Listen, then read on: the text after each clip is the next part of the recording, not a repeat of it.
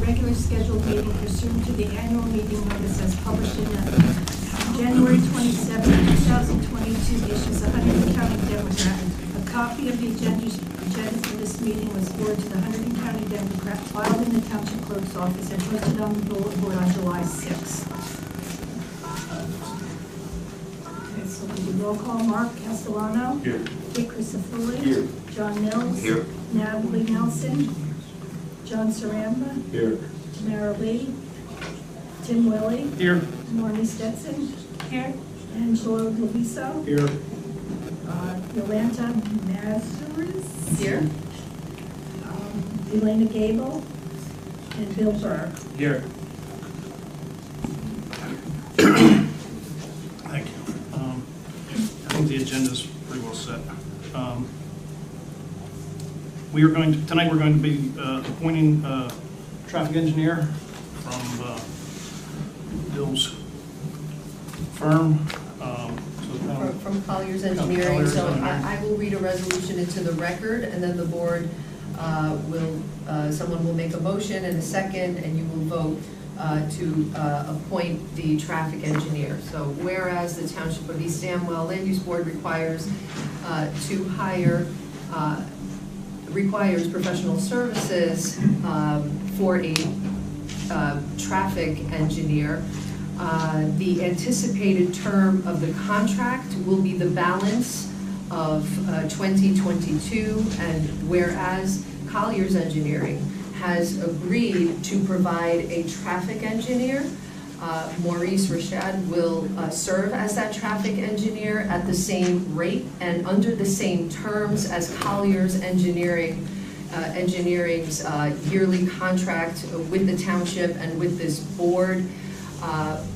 Whereas this contract is for professional services and may be awarded without public bidding pursuant to NJSA 40A:11-5-1AI. And now therefore be it resolved by the Land Use Board of the Township of East Amwell in the County of Hunterdon, State of New Jersey, that Maurice Rashad is hereby appointed the traffic engineer from Colliers Engineering for the balance of the year 2022. Do I have a motion? So moved. And a second? A roll call, please. Okay, Mark Castellano. Yes. Dick Crisafulli. Yes. John Mills. Yes. John Saramba. Yes. Tim Willie. Yes. Marnie Stetson. Yes. Angelo Loviso. Yes. Thank you. Can I get a motion to open to the public, for the public to speak on items not on the agenda? So moved. Can I get a second? All in favor? Open to the public for items not on the agenda? Ma'am, come up, speak your name, state your name. Emily Detweiler, 107 Snydertown Road, East Amwell. I noted that the master plan changes are on the agenda for next month. Yes. For the August meeting, yes, ma'am. However, I have been unable to find out any information on it. There's no planning board meeting minutes for the last 4 months. I am not calling anyone out on it. Yeah. I'm just stating a fact. I think I emailed you, but I think may have bounced. Yeah. I did copy Mark looking for information. Okay, My question is obviously we have a very full agenda here. yeah. Yes, ma'am. I would like to learn more about it. I would like to understand. I have no idea. I'm not pro and not against. I just want to know. I thought the master plan was up on the website. I'm looking for a red line copy. I'm looking for information on what the changes are for. If I'm mistaken, I'm sorry. I believe it's on the website, and if it's not, we will find out. She's looking at it right now. Yeah, Under the planning board tab, maybe? I'm usually capable. I thought it was posted, that's why I thought it did get, because if it didn't, I would have heard from Frances Gavigan, because she was all over me, trust me. Well, admittedly, And she's not here tonight, so. Admittedly, I didn't look for the last week. And it's hard, if you can't come to all the meetings. I like to look at the meeting minutes. Yes. I It's because we- applaud everyone for Yeah. having video, Yeah. but it's a Yeah. lot of time investment. Yep, I So- understand, ma'am. We are hopefully we're getting close to hiring. I saw the a posting. secretary, I and am we will- not, I'm not here to make a Yeah, mistake. no, we should be on top of it shortly here with the minutes. You're resting your hopes on me, you might be. I'm happy to go Yeah. have a look, see, myself. Yes. I I thought there was a hard copy here too. Is there not? There is a I'm hard, sure that- there's actually a hard copy here. If it isn't posted yet, it will be posted Okay. shortly because the hearing. We were trying to is get as much scheduled- time as possible, and Yeah. it was supposed to be on tonight's agenda, but it didn't, we couldn't, they changed the notice timing for the Yeah. papers. Yeah. So we couldn't notice it in time for tonight's meeting. Okay, so then may I ask one other question? It's on the website on the planning board. It's underneath the planning board. Okay, Okay? thank you. And if you still have problems, Am I- contact Mark or myself or, Is the intention next month to, take feedback and vote on it, or is it just to take feedback? no, we will be voting on it next month, yes. We've already had one public discussion on it. Yeah, I So know. we did the revisions that the public asked us to do, Okay. and we took all that into account, and we did a lot of changes. Okay. Elena unfortunately just got sick on the way here, so our planner's not here. She's really the one that's on top, is in Okay. charge of the whole thing, pretty much, as far as writing it. So, But if you go to the town website, I think the search to put in is land use element. Okay, And maybe then- that's why I didn't find it. Yeah, If I you go did to- look. If you go to the planning board page, it's on the lower left side. And it still is a hearing. So the planning board will still be conducting a hearing Yes. on the second Wednesday in August. Okay. So, yeah, this there'll is be not- there'll be public opportunity to speak again, but Your our intention intention is to vote on is it. to be voting on it, and, because we have to get moving on to the next, I- that I may hear be you. the intention, but, sometimes Yeah, the yeah, best yeah, intentions yes. Yeah, Road never to come to nowhere. fruition after a public hearing. So the expectation is there will probably be a vote. However, it is a hearing, and Okay. if the board declines to vote that evening, then it will be carried to a later date for a further hearing. okay, so I know you have a full agenda, I'm not gonna take any more time, thank you. Thank you. And if you have any more problems, contact Can I one. reach out? Okay, thank you. Thank you, ma'am. Anybody else from the public for items not on the agenda? Can I get a motion to close to the public, please? So moved. Second? All in favor? Aye. We are going to be carrying, as we just discussed, we're going to be carrying the minutes to August from the April 13th, 2022, the May 11th, and the June 8th meeting. And obviously, we'll be carrying the meeting minutes from tonight over to August. Hopefully, we have a secretary to do that. Can I get a motion to move that? Second? All in favor? Aye. We have no resolutions tonight, so we're back to unfinished business. C&E Route 31 LLC, the intersection of Route 31 and Route 518, Block 18, Sarah Mountain District. Request for preliminary and final site plan with variances.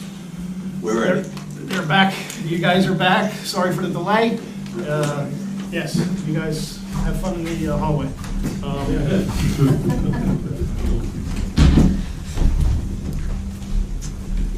You're on, Thank you. sir.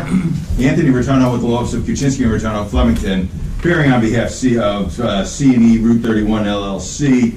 The panel will recall that the last time we met, we had testimony of the applicant, we have had testimony of the engineer.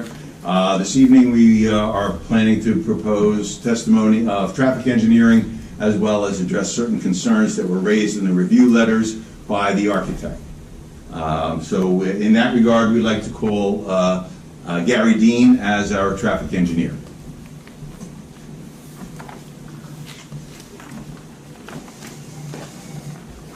Okay, please raise your right hand. Do you swear that the testimony you're about to give with regard to this application will be the truth, so help you God? Yes, I do. Thank you. Can you please state your name for the record and spell your last name? Of course, Gary Dean, D-E-A-N. Thank you, Mr. Dean. Mr. Chair, is it okay if I remain seated while questioning? Yeah, that's fine, sir. Thank you. Mr. Dean, by whom are you employed? I'm a principal with Dolan and Dean Consulting Engineers, and we're headquartered in Somerville.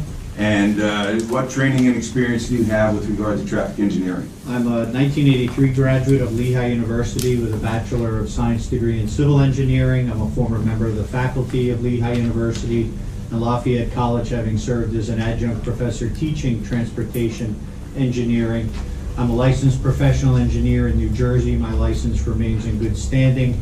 and I've been qualified as an expert in traffic engineering before roughly 400 to 450 different planning and zoning boards over my career. Oddly, and even though I live in Hunterdon County, this may be my first appearance, as I can best recall, in East Amwell.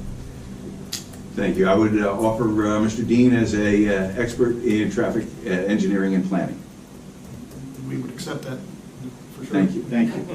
Mr. Dean, are you familiar with the application that's pending before the board for Mr. Stryker, specifically C&E LLC? I am. Our office was retained about 2 years ago to assist in the overall feasibility of developing the site for the use as is proposed, and in that capacity consulted not only with the applicant but with Mr. Folk from David A. Stiers Associates regarding the permissibility of certain access and egress points, particularly to the highway. And have you formed an opinion and formed any, withdraw that. Have you formed any opinions with regard to the application that you can expand upon before the board? I'll do my best. It's a unique location, as I'm sure the board is aware, that's constrained to a degree by the improvements that the state constructed at the intersection to alleviate congestion.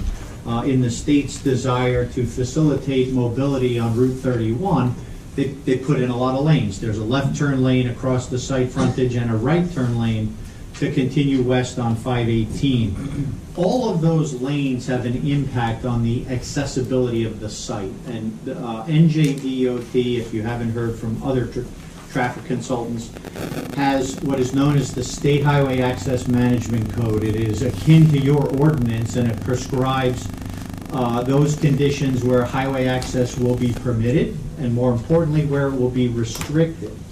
Because of the turning lanes that are across this property's frontage, we will not be permitted to have an exit directly onto Route 31. The theory being is that those turning lanes are facilitating traffic leaving the state highway, and each driveway represents a potential point of conflict with highway traffic, so the state obviously has some interest in limiting the amount of access to the highway. We do believe it is important for traffic to come in off of the highway because they'll make a right turn, whether they do it in the driveway as is proposed or they'll do it at Route 518, and we have the lane already across our frontage. So we do expect to have that favorably considered by DOT. We have not applied. I know Mr. Burr had asked for a summation in his review as to the status of DOT. We have not advanced that yet. It is a somewhat costly and time-consuming process, and without the certainty of at least some local action one way or the other, it's generally, most people don't do it until there's a reason to. We have also communicated with Hunterdon County, as 518 is under their jurisdiction. Much like DOT, they have their own series of regulations and standards, and we have outlined the projected traffic associated with the use that I'll share in a moment, but also have explained to the county that because of the restrictions of access on Route 31, that the site needs to have full access to the county road. Otherwise, a site like this, we can't have everybody just keep making right turns. It doesn't lead anywhere, and it pushes the traffic to some other less desirable location. Site distances are good to have safe and efficient access.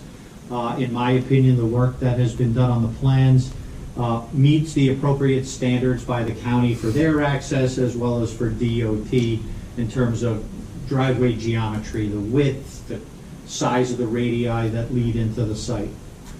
The use itself, it's a small building. It's 2,400 as a footprint, 2 stories, so 4,800 feet in total. My understanding is that the ground floor at 2,400 square feet really can only be divisible for 2 potential tenant spaces. And it's probably something akin to the size of this room in terms of each one of those tenant spaces. So by the very constraint of the small building size, the types of uses that would go in are essentially neighborhood, a hair salon, a nail salon, maybe a food purveyor. But I looked through a series of different land uses just to share with you the types of traffic with the retail component. And each one of these would be occupy 1,200 square feet. A hair salon or a nail salon or something of that nature would generate approximately two traffic movements in the evening peak hour. And again, just depending on, you can only have really one or two chairs in the place, and the turnover will be fairly low. On Saturday, that type of land use might be a little busier, maybe up to a half a dozen. If something like a paint or hardware store, and because it's speculative retail, it's kind of hard to crystal ball, but we're before the planning board for permitted uses. That would generate about 4 traffic movements in the evening peak hour. I guess you'd call it a variety store. And I'm coming up with these estimates, sorry to get so ahead of myself, based on research that has been compiled by the Institute of Transportation Engineers, which is the professional organization of traffic engineers and municipal planners, and they compile statistics. So when a building is built, a traffic person like myself goes out and counts it, and we submit our data to ITE for inclusion in this enormous database. I think there's 250 or so different individual land uses, housing, industrial, retail, services, institutional uses. A small retail use, meaning 2 tenants, might generate about 16 to 20 trips. And when a traffic engineer says trips, customer comes in, that's 1 car, and maybe within a half an hour they conclude their visit and they leave. So 1 car generates 2 trips.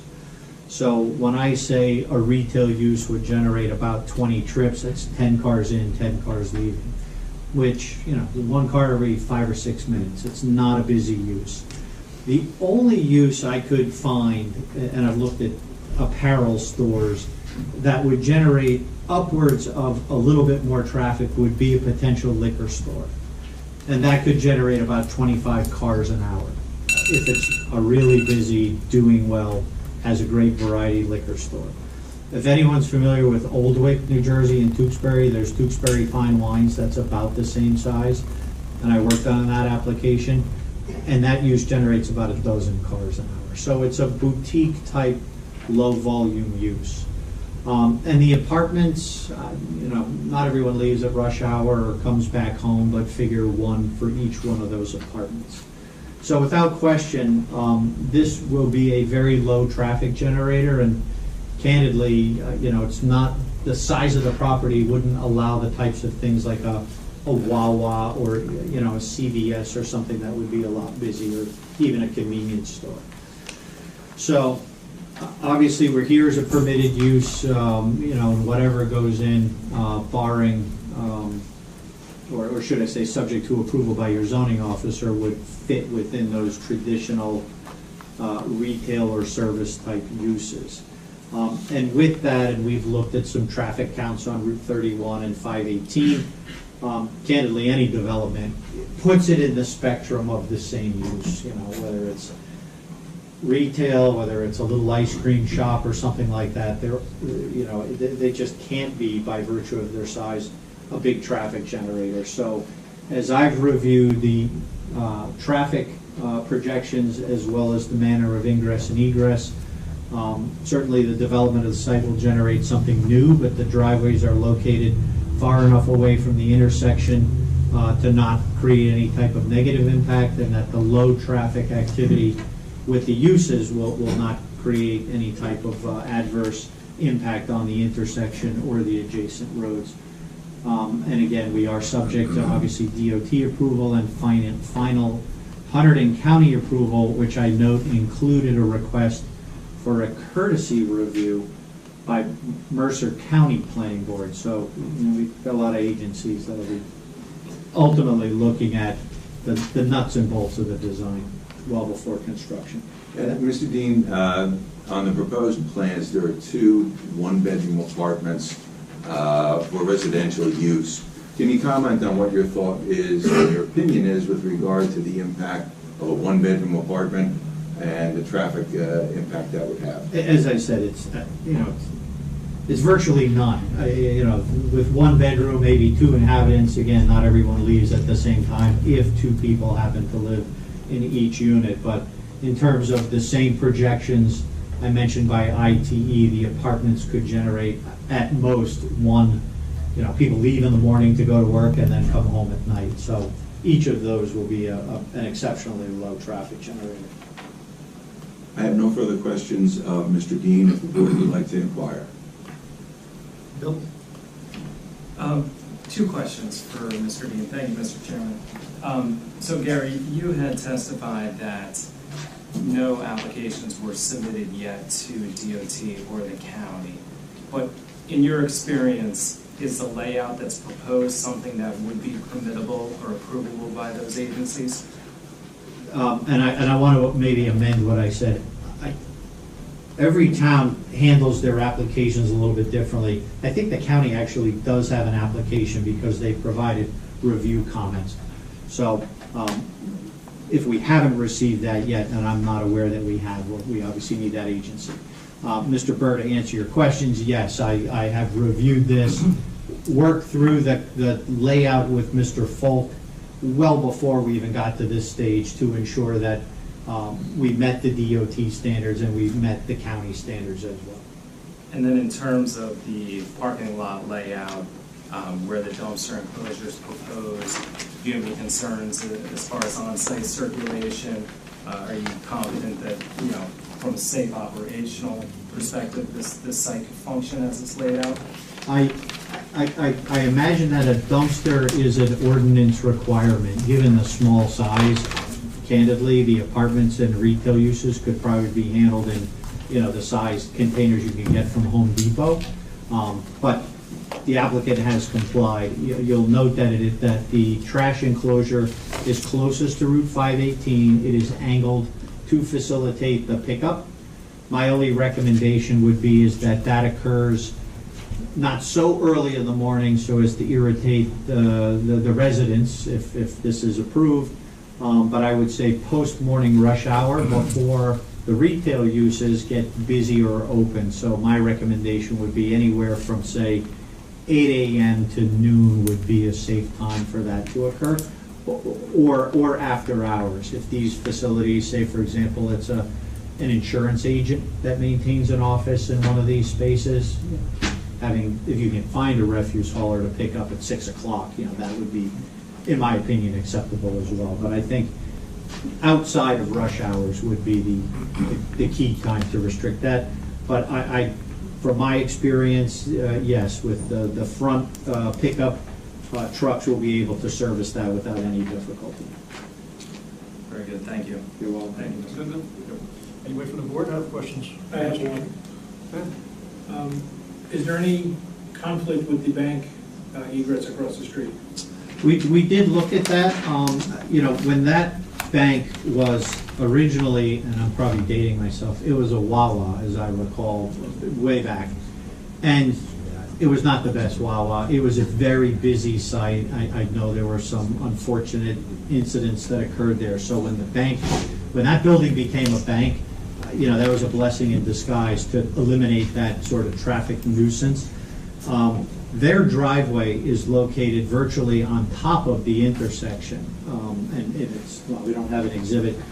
You'll note on the site plans, it's well to the left of the site driveway, and in fact, there's a house next to the bank, and this driveway is even further away from the house driveway. So we are well away from that. If I had to estimate, I'd say close to 200 feet, if not more. All right, thank you. You're welcome. Anybody else from the board? Good. Morning. Thank you, Mr. Dean. Thank you for your time.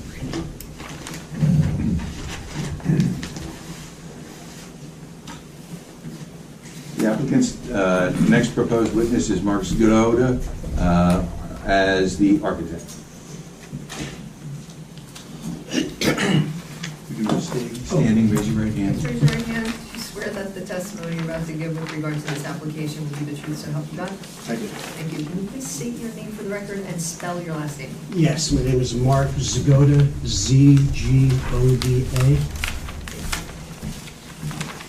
Mr. Zagoda, by whom are you employed? I am self-employed. And what is what type of work do you do? I'm an architect, residential, commercial, industrial, everything.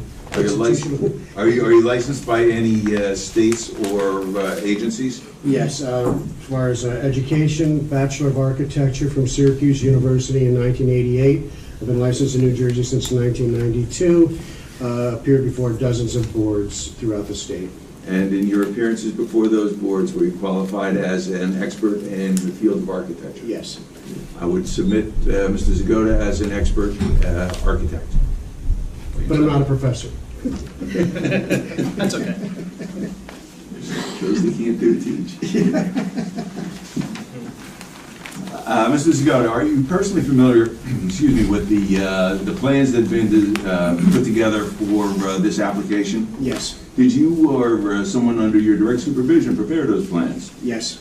With regard to a document that is on the easel, I don't know what exhibit we're up to.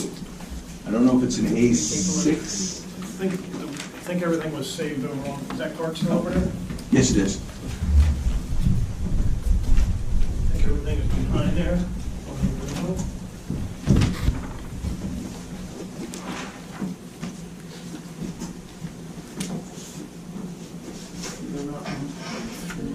That was There were four. 3.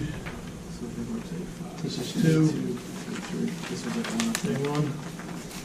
I think we're up to 5. Looks like 5.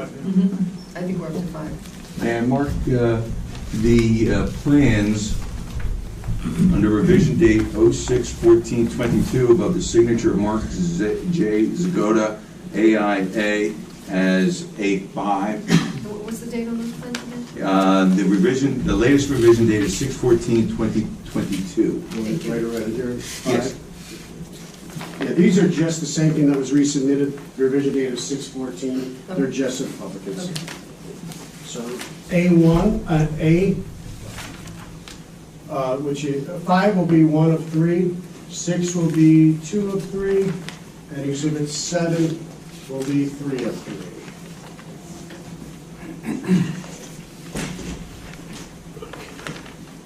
Thank you, sir.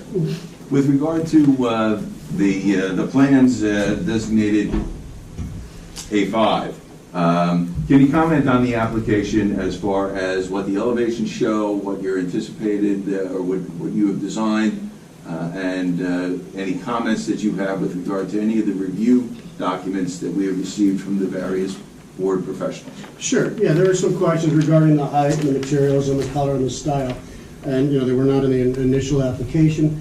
With this revision, we have added that it's a 25-foot proposed height. The style is really, the owner was looking for something, the country store idea, kind of a country market. Driving on the corridor of Route 31 or 202, you basically have car dealerships or storefront glass, or you have farm markets. So that's kind of what we're looking at. The owner is looking at possibly hanging plants. There's a nice little overhang, kind of a cozy feel for the little bit of an overhang for the storefront. One of the things we did also, a lot of municipalities don't like double hung windows or anything that looks residential in the market area, in the commercial. So we have storefront windows that still look a little, country-like, but that is storefront on the first level. The second level is obviously the apartment use, the residential use. And in terms of the materials, we're looking at, fiberglass, asphalt shingles for the roof. Now, the colors, we're looking at earth tones, nothing that's going to be an eyesore. The materials itself, ideally, we'd love it to look like an old wood clapboard building. That would imply hardy board or something like that, cementitious board. That's still the route we'd like to go, but the market's going to decide. We might have to do vinyl, but it'll be an upscale vinyl. It won't be something you just buy at a, I won't mention any names. So anyway, that's the intent of that, if that answers some of the questions regarding, the character, the materials, and the height, and, what was the design intent. And if you want, well, you've already had it. I have the plans here. there was some question on, what the sides would look like. So again, it's, pretty much that overhang we spoke about, the country store idea. Little dormer for residential pop, and just, we're actually looking for AZEK trim, which if you're familiar with that, it's a hard plastic material that you can paint and it never rots. So the nice thing, we're designing a building that will have some sustainability to it also.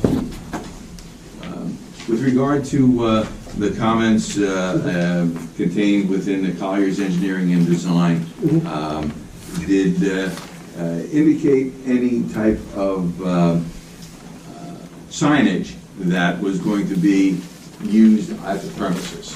Yeah, well, first, the building signage will conform to the ordinance in terms of the signage, in relation to the square footage of that facade.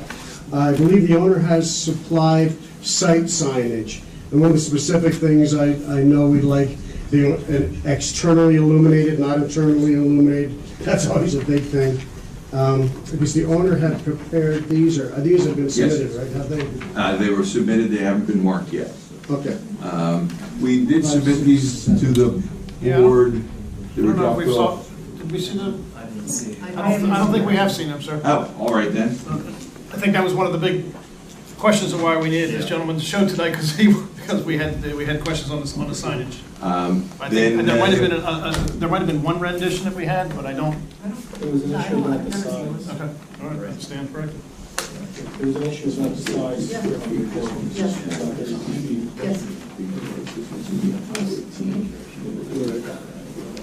What is the area in this? And this would be exhibit 5, 6, 7, 8. This is on 518 side.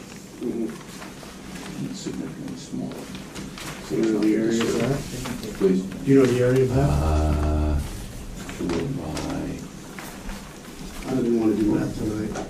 less than 16 square feet. That's it, yeah. Okay, who should I give these to?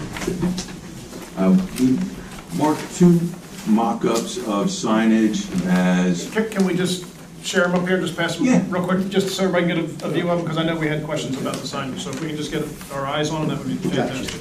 We can call it A8, both of them. A8 both, Yep. it's one exhibit. So A8 is what was originally submitted. Okay. I'm asking. Yes, A8. 32 square feet. And A9, this is the new exhibit. No, those are 2 different signs. A8 is the sign that will be on Route 31. And then there was a question that the board had with regard to a smaller sign on the 518 side that would be facing the residences.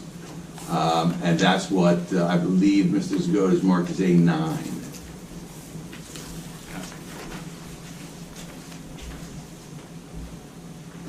The big sign is 32 feet. That's the ordinance, 32 square feet. Right, that's the 31 sign, and then this one percent is less than 16 feet, so it's 4 by 3/8. Yeah. It's under, Yeah, that's really the only comment there. So, yeah. that's the 518. Okay, 518 sign. 32 footers on each side. Reduced to one side. They said they would be externally lit, so they don't blow.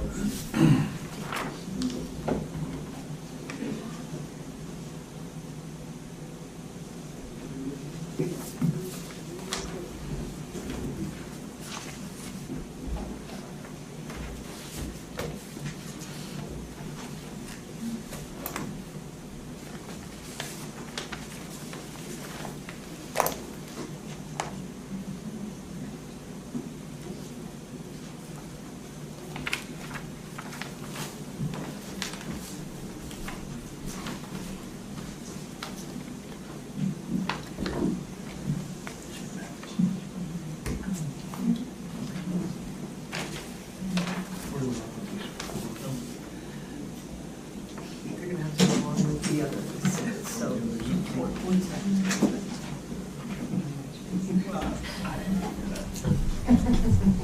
Funny, one of these days. Thank you, sir. Mr. Zagoda, did you also have an opportunity to review the comments of the firm of Hire Gruel and Associates? Yes, I have. Specifically the memorandum dated May 11, 2022? Yes. There are some items in there that addressed areas within your expertise. Can you comment on those? Sure. I know the area has already been discussed, how that was derived. A couple of the items going down the list.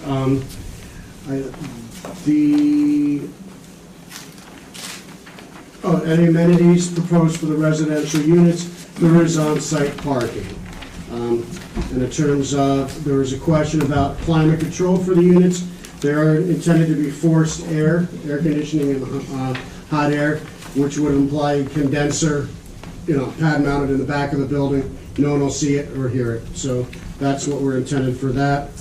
There's a question about green design or sustainable elements. Now, in terms of what I need to do, so we move to the next step with the building codes, there's a lot of nice new things in the code you have to adhere to. One of them was all the plumbing fixtures have a certain efficiency rating and the flow rates of the gallons per minute. So that's already inherent in the next phase of the design. Also, with the insulation values, there's something called a COM check and a res check. Those will have to be done also. Also involved with that is the lighting, all the electrical, the exterior lighting. So just the nature of being able to be a compliant building now has a lot of green elements, inherent with it. Another thing is, will they meet applicable building code requirements? The good thing about this, the way this is laid out, in terms of life safety issues, the basement is going to be sprinkled. Honestly, I hadn't initially designed that. Spoke with Frank Bell, lost that argument, but I'm glad he educated me on that, to be honest. So we have a fully sprinklered basement. There's going to be fire separation both horizontally and vertical, meaning between the units, these are two units, there's a fire separation wall, basically a 2-hour wall separating, and horizontally between the commercial space and the residential space. I'm actually going to propose a 2-hour ceiling, so that would allow any type of restaurant or anything like the commercial space, I can reach out, only need a 1-hour ceiling. I want to play it safe, do a 2-hour ceiling. So it's fire safety that's covered. The other thing, we have two means of egress, both, which always isn't that common in a commercial space that's less than 75 feet because of travel distance. We have an exit out the rear and out the front in the commercial. And the residential side, we have two means of egress. One is egress windows, and the other one is the egress stair. So in terms of code compliance issue, I think we're more than covered in that regard. And that's really it in terms of the issues from that review. And in conclusion, we're looking for a building that's safe. It's an asset to the community, and it's also a successful investment for the owner. With regard to A7, the side elevations, do those fairly and accurately depict what your building plans call for? Yes? Absolutely. Because I know that was an issue. That was an issue with regard to the last meeting as well, that the board was interested in seeing what the side elevations would be. I have no further questions of Mr. Zagoda. Bill? Thank you, Mr. Chairman. I have a couple of questions. At the last hearing, when we were talking about the sign package, I asked if your team had an idea of how your proposed signs compare to some of the adjacent properties within that commercial corridor. Have you had an opportunity to review the latest proposal versus the bank across the street, Orlando's? I would defer, as I did not prepare the signs, I would prefer to Mr. Stryker to defend. I think it's important for the board to understand how large these signs are compared to some of the adjacent ones. Understood. Now, just so I understand, though, on that topic, originally you were proposing two 32 square feet signs, one on 31, one on 519. Correct. Currently, the one on 31 is still 32 proposed, but you've reduced the sign on 519 to 16, a little less than 16. You've cut that in half. Correct. Okay. And then as far as the And external... if I can just clarify, the one on 519 has an architectural, I'm calling it an architectural detail of a cupola, so it might be a little bit taller than the 16 square feet, but the actual signage section overall is just about 4 feet. Okay. And as far as the external illumination is proposed, or is concerned on the signs, the ordinance requires that the lights be extinguished within a half hour of the close of business. Mhm. And it also requires that any lighting be top mounted, so that the light shines down and doesn't produce sky glow. Do you have any issues with complying with those requirements? Yeah, in fact, and it is listed, even though I wasn't anything to do with the design of the signs, it is listed as one of the revision notes right there.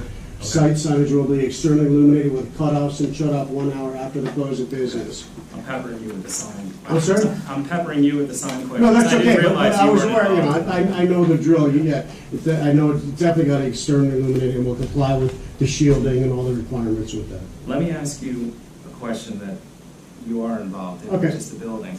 The access for the 2 residential units, does that come from those man doors on either side of Yes. of the side view? There's one in each side. Is that how the residents would Right, and they access go their right up the homes? steps. And then they go to internal staircase Mhm, up? yes. So they're not accessed from the inside of the commercial spaces? No. They have separate? Yeah. Okay, very good. That's all I had. Thank And then, you. yeah, the basement is only for the commercial use. For storage Right, purposes, exactly. right? Yeah. Okay, all right. Thank you. Thank you, Mr. Chairman. One question, did we clarify the last time what the gross floor area calculation was? Because I just want to make sure that we comply with the D4 that was granted. They were over. They were a little bit over. They agreed, according to my notes, to, and I'll defer to the applicant, but to reduce the overall square footage by 90.5 square feet. It was 90.5. 90.5. Now, I don't know if these plans represent that reduction yet, or if that has yet to be. That's my to be question. made. I don't believe the plans reflect that, but yes, we did agree to reduce the, And then you'll be The compliant 10.7 with- versus yeah. 10.5? Correct. Right. Yeah, honestly, I wasn't involved with those calculations. If the civil engineer is here, I'd defer to him. But That was the to answer your testimony, question, 90.5. we have to target the 10.5, and we'll make the plans Exactly. comply, right? Gotcha. Okay. Bill, this is really a question for you. Does the ordinance say lights extinguished 1 hour or 1/2 an hour? For the lights on the signs, it says 1/2 hour. So that, I guess, just has to be, because this says 1 hour. then we would comply with the ordinance, You'll yes. Excuse me. Okay. Is there basement access from the exterior?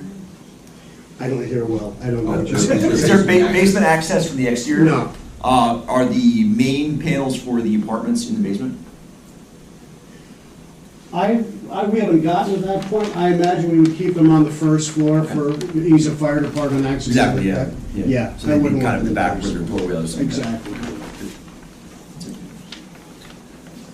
I have a couple of questions.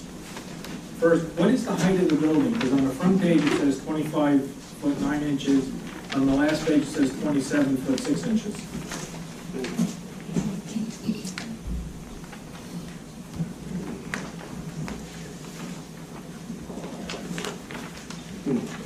All right, I don't know if that was a grading issue or something. Yeah. Well, we can say it's the maximum of 27 foot 6. It still complies. Okay. Yeah. Yeah, actually, I wasn't sure which one complied, but yeah, that's good. You had talked about the firewalls. Yes. It doesn't go all the way up to the roof? Yeah, it has to terminate at the, it doesn't have to penetrate the roof. There's a couple of No. ways to do it. Yeah, it stops at the roof sheathing. Okay. Is there access to the attic area from inside the apartment? Yeah, absolutely, there will be. Okay, it's not on the plan. that's all. Right, yep. And I guess the last is more of a curiosity. Why are the basements smaller than the footprint? From what I understand from the owner, there was an existing sewer line or something. They couldn't get the depth, for the perimeter something in the of way. the commercial space. That's fine. I was just curious. Sure. So was I. You good? That's all I got. John? The egress windows, they're on the left and right elevation, is that the egress windows, or are they gonna be on the back side, sir?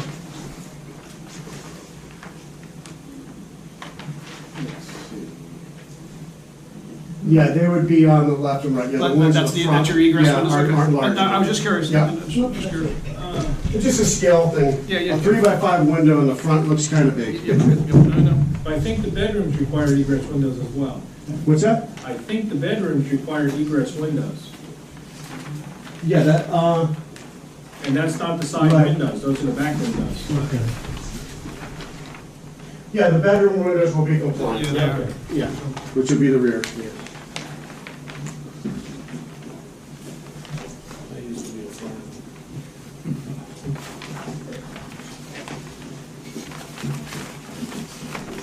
We're good, sir. That's all I have. We have nothing else of Mr. Zgoda? Nope, thank you, sir. And just briefly, I would call Mr. Stryker back regarding the signage.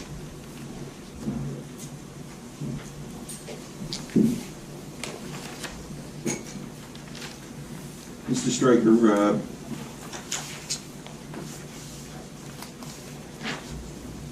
you're still under oath. You were sworn previously, correct? Yes. And you understand that? Yes. You are Douglas Stryker, Yes. Stryker. Yes. I'm going to hand you A9 and A8. Did you have these mock-ups prepared of the signage at the property? Yes. And with regard to the one that's going to be on Route 31, that is the 32 square feet that's permitted by the ordinance. And the one that's going to be on 518 is going to be the smaller one, correct? That faces the residence next to the bank? It could be, my personal thing is, I like the one with this one, with the little cupola on top. A9. It gives more of a country feel to it. And if you go down to 31 further, I think it's the feed place down further, they got cupolas and stuff. I just think it brings a lot to the county. And sticking on 518, not 519, 518. Did I say 5?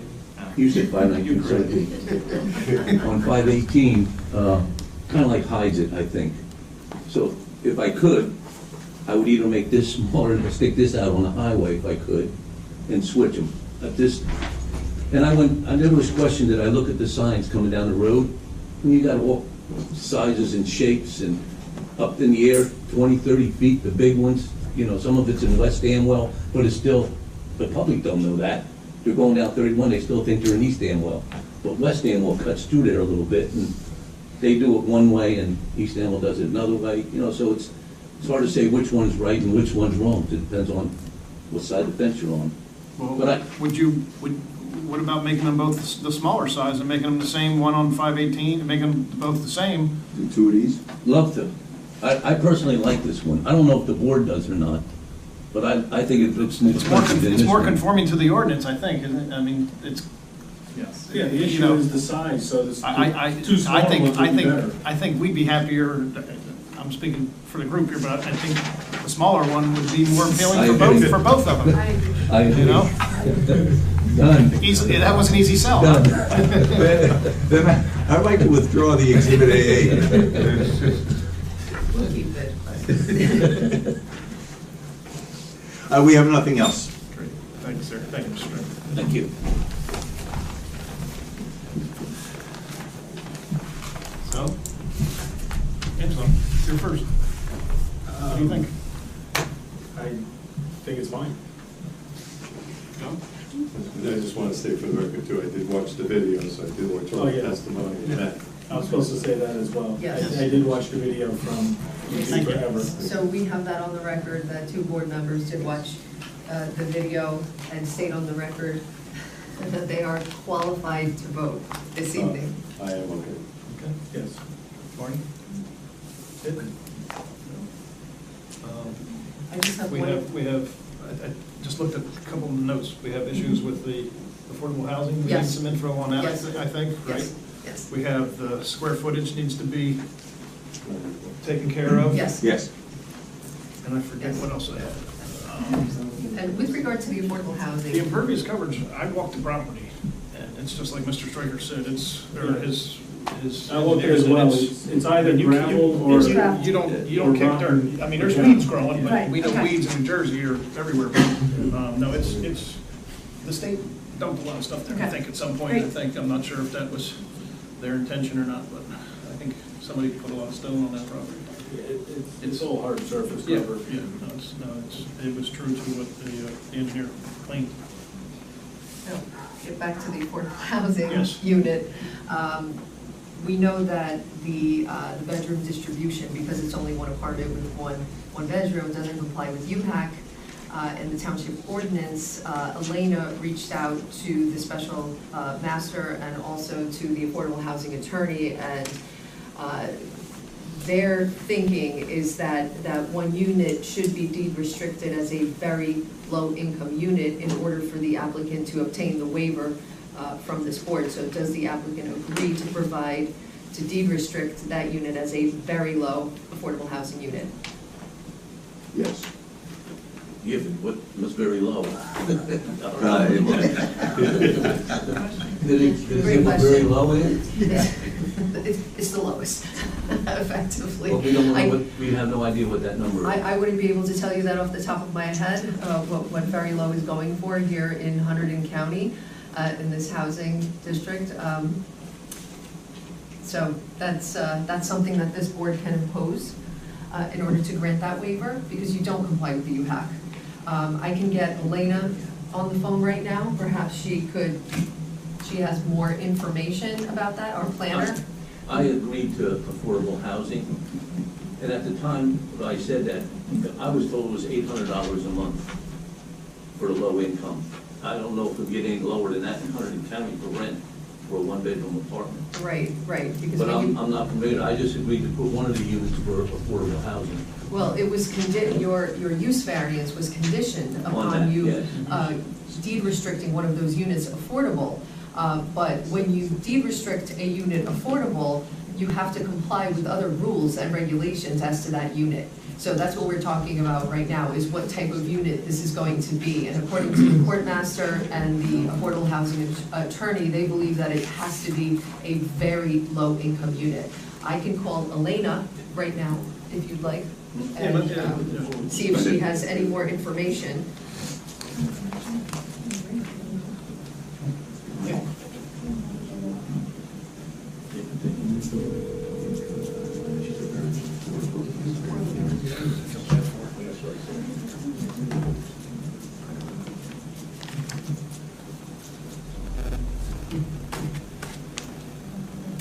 It's a voice, no?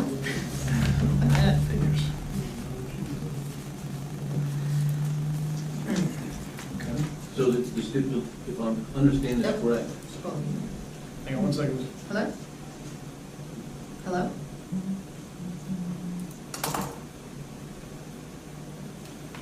Elena? Yes, I did. We are discussing the affordable housing unit, and, I'm repeating hearsay, but I'd like for you to speak to it, so I'm going to put you on speaker right now. Hold on, let me, C&E, deed restricting it to very low, because the applicant has a couple of questions, so I'm going to put you on speaker right now, okay? Okay, Elena, we can hear you. okay, can you hear me? Yes. Okay. So I spoke with the court master, Beth McManus, and the Township Affordable Housing Attorney, Sarah St. Angela. And I explained to the court master the predicament that we were in, that if the project received a D1 use variance and a D4 habitable floor area variance, and now they're before the board seeking preliminary and final site plan approval. And because there's no water or sewer and the entire property is constrained on a septic system, the court master agreed that in order to satisfy the compliance for affordable housing, she would be willing to waive the 3-bedroom requirement in return of deed restricting the one of the 1-bedroom units as a very low income unit. Okay. does she know how much that is? Do you have any idea of what the rental looks like on a very low income unit, 1 bedroom in this housing region? I do not know that number. I would have to look into it and get back to you. I know know the Affordable Housing Professionals of New Jersey releases, they just released the 2022 income thresholds for very low, low, and moderate income units. Right. So you can check that, and then off the top of my head, I'm not sure what the rent would be for that unit. Thank you, Elena. Can I add Sure. something? Any other questions? Are there any other questions of the planner while I have her on the phone? No. No more questions, thanks, Elena. Okay, sure, thank you. Okay, bye-bye. Bye. If it's helpful, I have a very good friend who works in this. We haven't opened to the Oh, public. I'm sorry, I was trying to give you something helpful. Okay, my bad.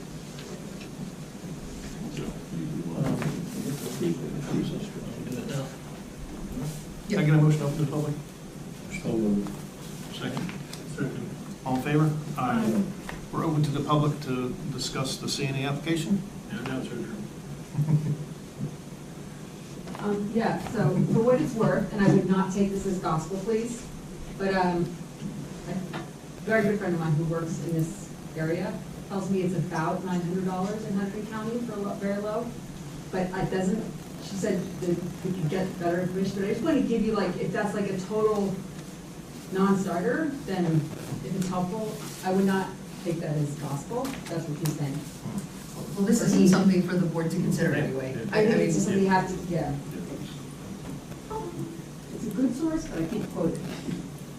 Anybody else from the public? Francis? Yeah, Francis Gavigan, 123 Wurtsville Road.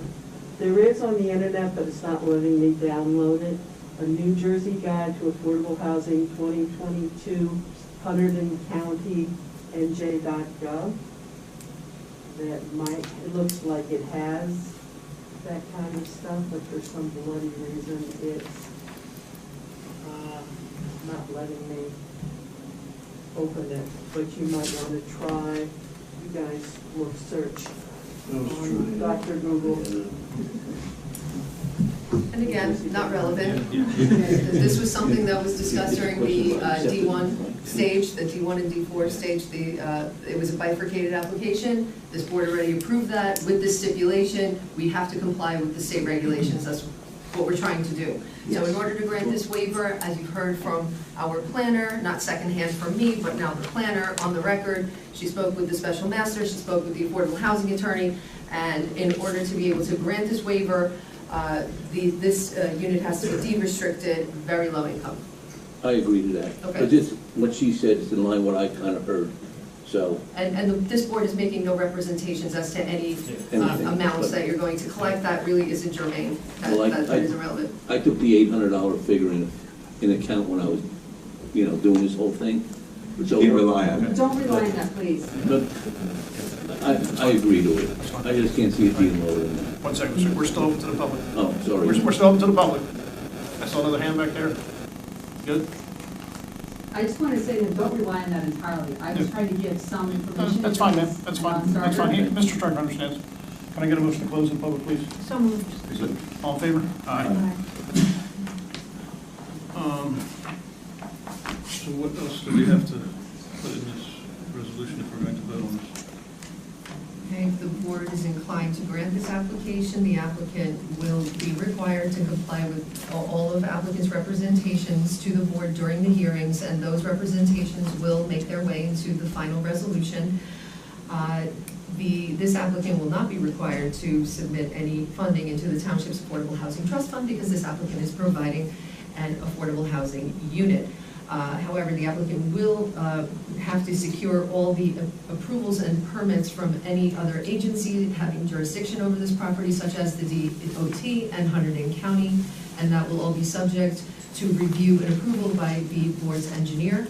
The signage and lighting of the signs will comply with the ordinance.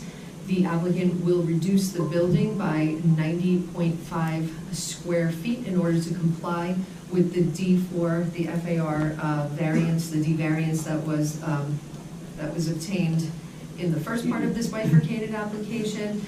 And the applicant has agreed to provide 2 smaller signs as depicted in Exhibit A9 rather than the larger sign depicted in A8, Exhibit A8. That's all I have.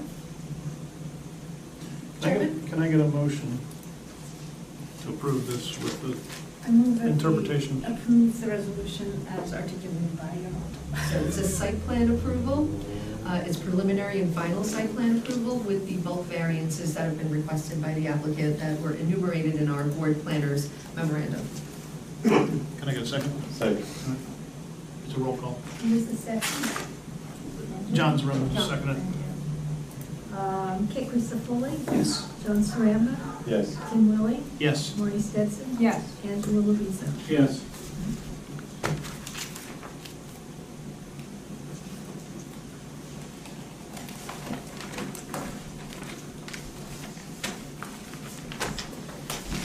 You're good, gentlemen.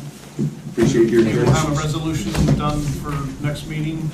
We'll approve the resolution next meeting, and then you're off to DOT and all the other happy trails. Thank you. Thank you. Thank you, Mr. Striker. Thank you for Good your luck. courtesy. Have a good evening. Sit You well. too, sir. Want me to put this somewhere else? Oh, no, that has to stay. We have to- Yeah, I know, but I mean, they might need it for the next exhibit, quote We'll unquote. clean up. Okay. Thank you. I think it's sort of the next step. No, I know, that's what I'm saying. Thank you, Mr. Rotano, for cleaning up for us. Busy hands. Above and beyond. Stay well. Maurice? Appreciate it. Does Maurice want to join us up there? Yes. Where's Maurice? Now that he's been appointed. Where'd he go? Still a coffee break already? Jeez, oh man. Just got the job.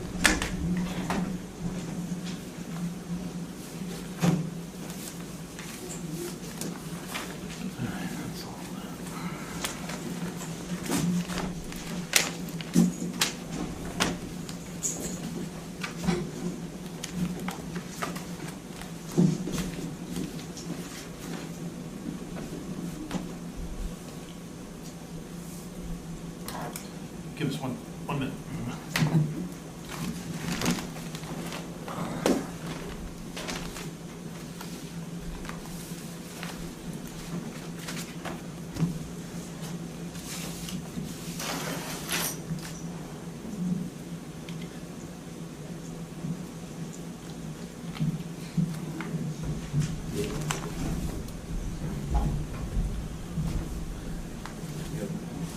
Welcome, Maurice.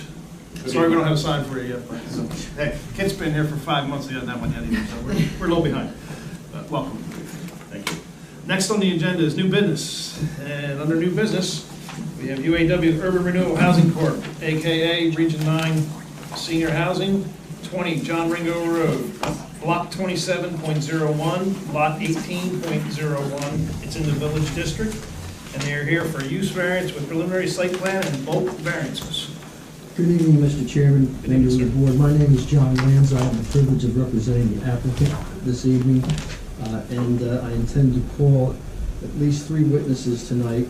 One is a Mr. Daniel Antonellis. He's the president of the applicant, also the president of the owner, and also the president of the Region 9 Housing Corp., which is the moving force behind all of this. I intend to call... Pardon me? Sorry. I'm hearing you back here. Oh, okay. I don't have a mic. We don't have I'll try and speak without it. I also plan to call Mark Camero. He's the Director of Development. He can give you a history of this particular project, why it was chosen for East Amwell, and the overall concept of this development. I think it's important for the board to know these things in order to formulate their opinion and make decisions on a development that would be very advantageous and beneficial to East Amwell and its citizens, providing 24 units of low-income or moderate-income housing at this development. I also intend to call this evening, hopefully, Mr. Rodarian, who is our engineer for the project, that will go into the specifics. Without any further delay, I'd like to call as my first witness, Daniel Antonellis.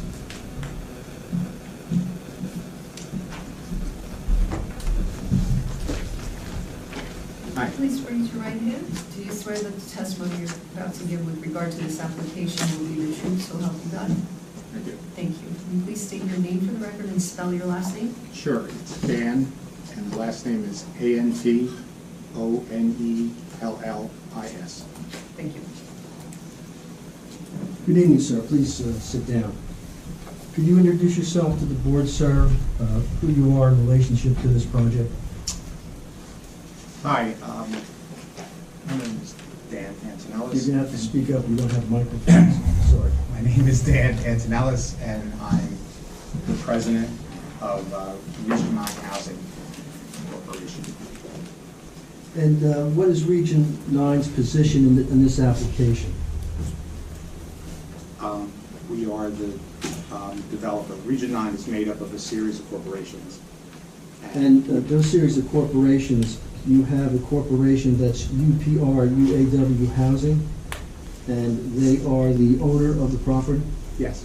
And you also have a corporation, East Amwell Urban Renewal Housing Corporation, correct? Yes. That's the developing entity. Yes. What's the relationship of Region 9 to these two companies?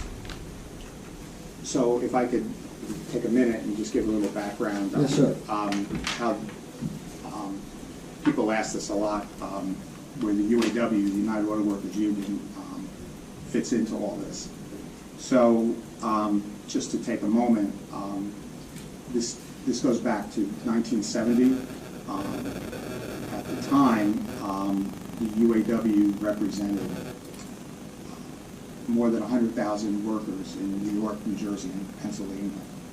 And that New York, New Jersey, and Pennsylvania is actually Region 9 of the UAW. So that's where the name comes from. And back then, they spent some time looking forward, and there was concerns about what would happen to working people as they retired and aged and in place, and would they be able to live in the communities and be able to afford to live in the communities they grew up in or worked in. And based on that, Region 9 set up this nonprofit corporation to get involved in sponsoring housing that would be affordable for folks, for seniors, and some housing for working people, workforce people.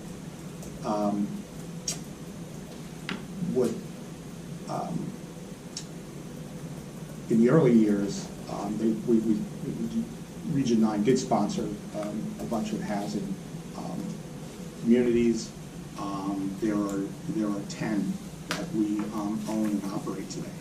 In the early years, the plan was for the UAW to just sponsor these projects and not actually run them and operate them.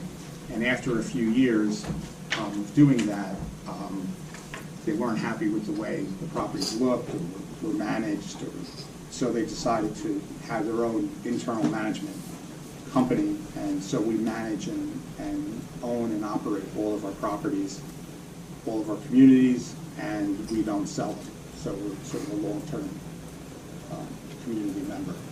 But I just wanted to do this. People always ask about where the UAW fits into this. Are you familiar, sir, with the particular development that's before this board this evening? I am. And can you describe that generally for the board and the public? Sure. We're looking at creating 24 units of housing for people 55 and older. We were looking at various communities around the state, and some of the, Mark will talk more about this specifically, but some of the things that we learned is that, there's almost 4,000 people that live in this community. Slightly less than half of them are 55 or older, or soon to be 55 or older. And in some areas, the population is shrinking. And obviously people, love living here, but it isn't always affordable after you retire, and we think it's it's important that people get to age in place in their own communities and have a safe and affordable place to call home. So we're looking at developing these 24 units, apartments for people 55 and older. Sir, how long has your company been doing these types of developments? We were formed in 1970, and the first property went, people started moving in by 1975. Do you currently own and operate facilities similar to this in this general New Jersey metropolitan area? Yes, we have one, for instance, in, I'm sorry, in Hampton, New Jersey. And how long have you operated that? That's a more recent one. We've had that since 2017, I believe. I'm going to show you this. I'm going to mark, if I may, A1 for identification. Can you identify what A1 is, sir?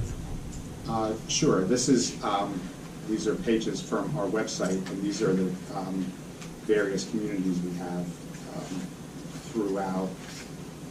Most of them are in New Jersey. There's, and if you want me to go through, there's one in New Brunswick, there's one in North Brunswick, there's one in East Orange, Irvington, Jersey City, and one in Perth Amboy. And your company's experience in owning and operating these facilities has been for how long? Since most of these went live in the these late 70s and 80s. Is A1 a true and accurate description of the various senior citizen developments that you currently own and operate in the general area? Yes, there are, I guess, 6 of them in New Jersey, and they represent about 800 and some odd units. So your companies have experience in this area of developing senior citizen housing and doing it successfully, correct? Yes, we do. We're evaluated by various government agencies who oversee this, and we do very well with our evaluations.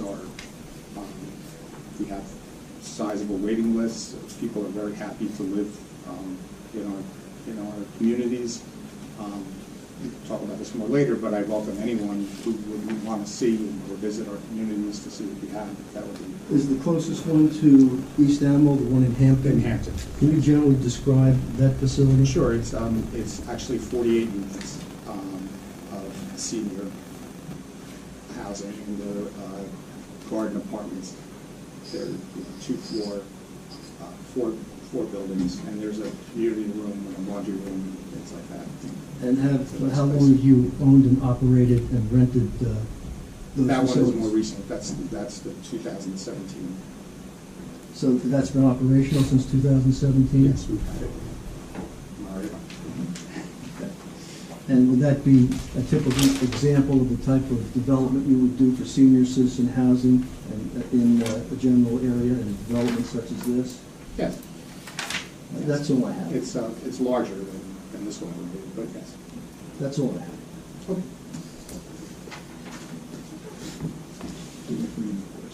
Oh, I'm sorry. Questions, everybody? I do have a question. Good evening, sir. Thank you for your testimony. So you indicated that you had one similar site in this area, but then you said you also have sites in New Brunswick, North Brunswick, I believe you said Perth Amboy? Perth Amboy, yes. And other locations. Are these sites on your website? They are. And what's the difference between them and the one site in Hampton? They are larger ones. Those are mostly in cities, and they're high-rise properties. So you indicated the Hampton facility in that it is more similar to this one than the others. Right. It's almost 48 units. Thank you. Yeah. Like for instance, the one in New Brunswick is 214 units. Understood. Thanks. That's all I have. Mr. Chairman, A1, and I have some copies if you want to distribute it, would answer the expert's question about other facilities, because it is a compilation of these facilities and a summary of the type of facilities that we build and operate. And you want, you can circulate these among the board. Thank you, sir. This would be just copies of A1. I got it. Bill, do you have a question? I just had kind of a follow-up to Maurice's question. So I understand there's 10 properties that you currently own and operate. And we ran through a number of locations. I think I counted 7 locations. The rest of the locations are in the exhibit that's being passed around, but Hampton is the closest. What's the next closest? Are they all further into the So there's more 3 in urban Middlesex areas? County. 3 in Middlesex? Yes, and there's 2 in Essex, and 1 in Hudson. And I was focusing on the senior properties. That's what I should say. Okay. We have in Salem County, we have family properties, and then we have 2 in Pittsburgh. How many of those 10 are senior properties? Or am I not understanding? No. Okay. So, And about how many units total does that comprise? about 850 or so. Almost. Okay, very good, thank you. Angelo? I have no question. Yes, is your corporation, is it a nonprofit or a profit corporation? It's a nonprofit. Would you be asking the board for the real estate tax abatement on this property? This board doesn't have. I understand. Yes. We've already been dealing with the mayor and council on it. I understand. Just want to people to understand. Thank you. Any questions? Yeah. Yeah, I did. Thank Do you, we sir. open up to the public at this point for questions or not? Yes, we can do that. Can I get a motion of the public? Questions for Mr. Antonellis? All in favor? Aye.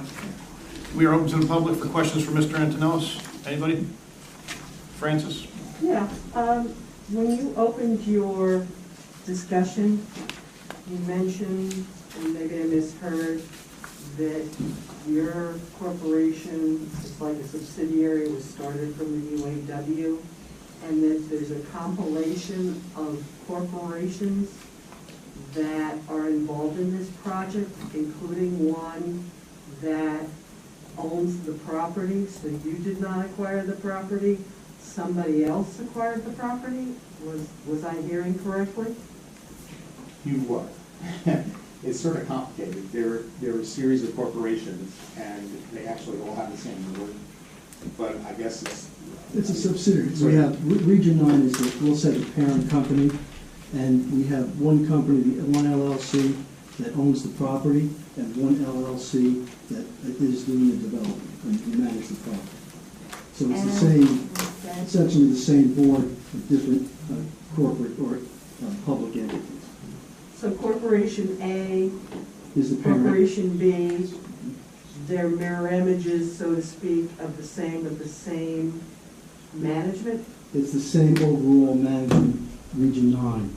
And again, they have, from Region 9, they have, when they develop a property, they have one LLC, one company that buys it, and another company, LLC, another derivative company that would do the development and manage it. Are they all nonprofit? Yes. Okay. And are the boards for these various corporations, like the landowning one, or whatever their name, is that part of the application? The application is by the developer, if you will, and So the owner's parent permission. The parent one is really the one that controls everything, as far, and that fund the projects, things of that nature. Okay, I was just wondering if this, we're very paranoid around here about developers coming in, and the natural knee-jerk reaction is to like, okay, who's buying this, who's making that, who's doing this, that, and the other? And just wondering, well, is there local money or corporate money that's in here? It may not be relevant to the Well, this is all nonprofit, and one reason we do this is, and we can do this, because a private entity couldn't come in and do what we're doing, Yeah. because they couldn't afford it. We get, because it's totally low-income housing or affordable housing, we have ability to get funding and support from the state of New Jersey. And that's why it's important, and that's why a private developer could not come in and do what we're doing and couldn't make any money. I mean, I Googled and looked up UAW, and quite frankly, you know, the ratings or Google, whatever's for them are not very flattering or positive, you know, about the whole. I don't believe everything I read on the internet either. I don't either, but just asking. Sure.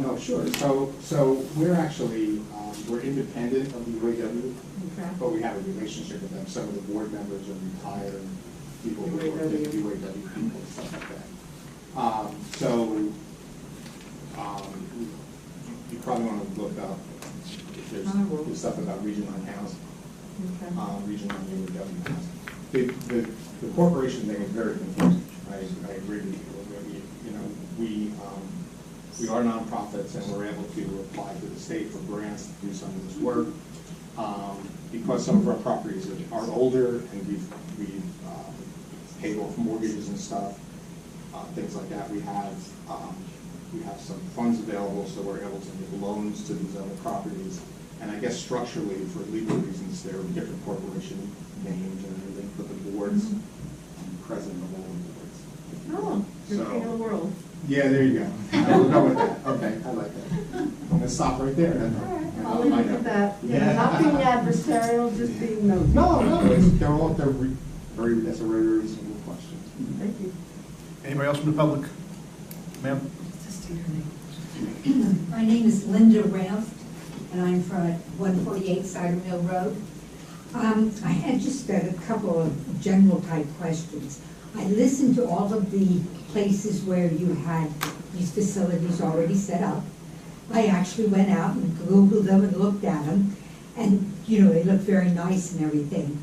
My question is, how much experience do you have working with a facility that's going to have septic system and well water, which is very different from public sewers and public water? Yes, it is. So the property we have in Hampton is septic and well. And that's the only one out of all of the other ones ones you are in the listed? cities. Yes, that's correct. Are they anywhere near wetlands or that type of thing? And do they have a larger footprint that they're working with? Because you've got a very small amount of acres. I mean, I had 15 acres of land, and they had trouble putting a septic system in for me. And I'm just one house. So I am asking questions and concerns about septic system and well water being met. We're going to address that with our experts, but if you Right, just generally, so we have a property in Salem County, and that's a big piece of property, and there's issues there with wetlands and things like that. And you've got So a we have smaller something- piece here, which is only Yes, 6-7 acres. Right, piece here is smaller, but we do have experts on Good.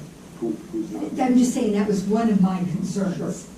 The other question I had is when you have these residents come in, these senior citizens, how much experience they may have had with living with a septic system and well water.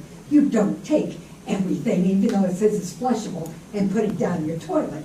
You're going to have a problem. And I'm just wondering if you've had to deal with any of that type of experience, letting your residents know that what they have to be aware of, how they should handle this. Yeah, it's an ongoing thing. The property in Hampton, we've done lots of work with the septic system there, and we've had it's like ongoing. You have to constantly educate and re-educate folks on that. It's different. And then, you know, I keep going over this and over this. You would be responsible then for the septic system and the well water. If something happens, you would bring in the 20 porta potties so people would have a place to go until you got the septic system fixed and that type of thing. Fine. Yes. I just I wanted mean, to. we would actually bring in the porta potties. They're really nice, they're not expensive. So I just wanted to bring it up because it is one of my concerns as a citizen here and, a township because of the septic system and well water. Thank you very much, Thank you, everyone. ma'am. Thank you for your questions. Anyone else from the public? Hi, Joanne Engelman, 6 Dutch Lane. I think that this may have been brought up in the last meeting, and I've missed a couple of meetings since then. Why East Amwell? We'll get into that, but we weren't here last meeting, this is our first appearance. Mr. Conroe is going to Is speak. this a different? This is the planning board, ma'am. They're here in front of the planning board. This is not the township committee. They presented a presentation to the township committee, Rick, last month or month before, I forget what month. 2 months ago. They presented to the township committee that this is they're coming for an application now. Now we're going to get down to it. Okay? My other question, it's not really a question, it's just a feeling that I have, I don't know if anyone else feels the same. Whenever you mention union, especially UAW, something doesn't smell right to me. That's just my opinion. There's millions of people in this country that disagree with you. And there are probably millions that would agree. Well, Again, my question still stands, why East Amwell? we will answer that. And the other And what question is is, in why it not? for the UAW? Yeah, why not? And I'm around the corner from that location. And I don't really want to see a hotel type thing, which is what it's probably going to end up being like, around the corner from me.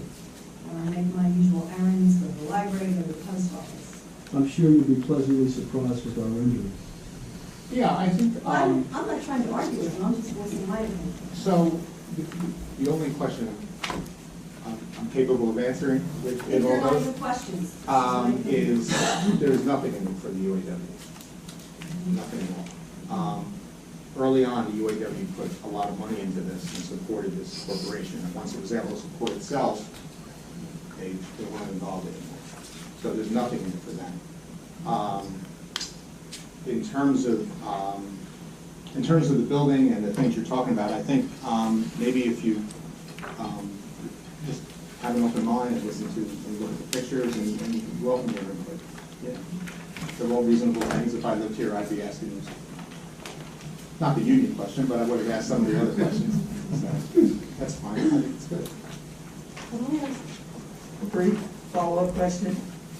Is this kind of a housing considered inherently beneficial in zoning law to where to oppose it, there is a higher standard that would have to be met to say, not in my backyard? This is a planning question, and you're right to ask it.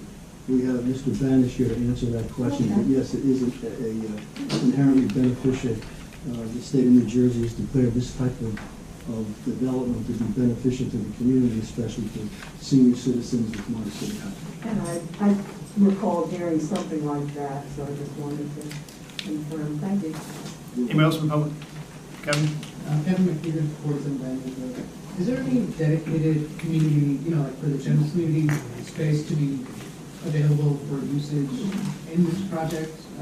Meeting space, park space, anything that's, can be. When you say for the community, you mean the community at large, outside?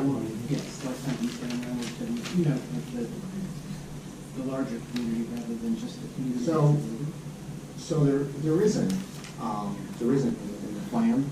Now, in some of our other places, we've had requests from for instance, they do the voting in a few of our buildings. They on election days, they do the voting things in our buildings, and people from the community, obviously that live there, but also from outside that come in. And we've had requests to use. We have community space, for the people that live there, rooms and stuff, and they requested to use it. But it's been sort of, besides the voting, it's been sort of informal over the years. Just curious. No. It's not a large community, 24 units. Sure. So, additional space you have. Yeah, well, I think they're going to go into some of those details about the size of things. Anyone else from the public? Can I get a motion to close the public, please? Or questions from Mr. Antonelli? Move. Second. All in favor? Aye. Hey, Chairman, before moving forward, I just, just so that we can keep this moving, just for the benefit of the public, when you ask questions of the witness, please limit your questions to the witness's testimony. There will be other testimony that will be coming. There will be testimony by an engineer. by a planner, by an architect, I'm sure, a traffic engineer. So if you have any of those types of questions, please hold them until their expert has been given the opportunity to put their testimony on the record. Okay? Thank you. Just a point of procedure, is it the board's procedure when I'm done and the board is done questioning, that you do open it at the witness for question at that point? Yes, so that the public has an opportunity to question that witness's testimony, because oftentimes when we wait until the end, sometimes especially when a hearing goes on beyond one meeting, people forget what questions they had. And sometimes witnesses don't come back. Yolanda, Sure. when is the appropriate time to offer opinions rather than questions? At the end. At the end, when the board opens when the hearing is closed and the board is deliberating, and before the board deliberates, the board then opens it to the public to hear the opinions of the public. So at this point, I'd ask the public to please limit your statements to questions of the witnesses and of that witness's testimony, what you've heard, and things that would naturally flow from that witness's testimony. Thank you. At this time, I call to testify Mark Comro.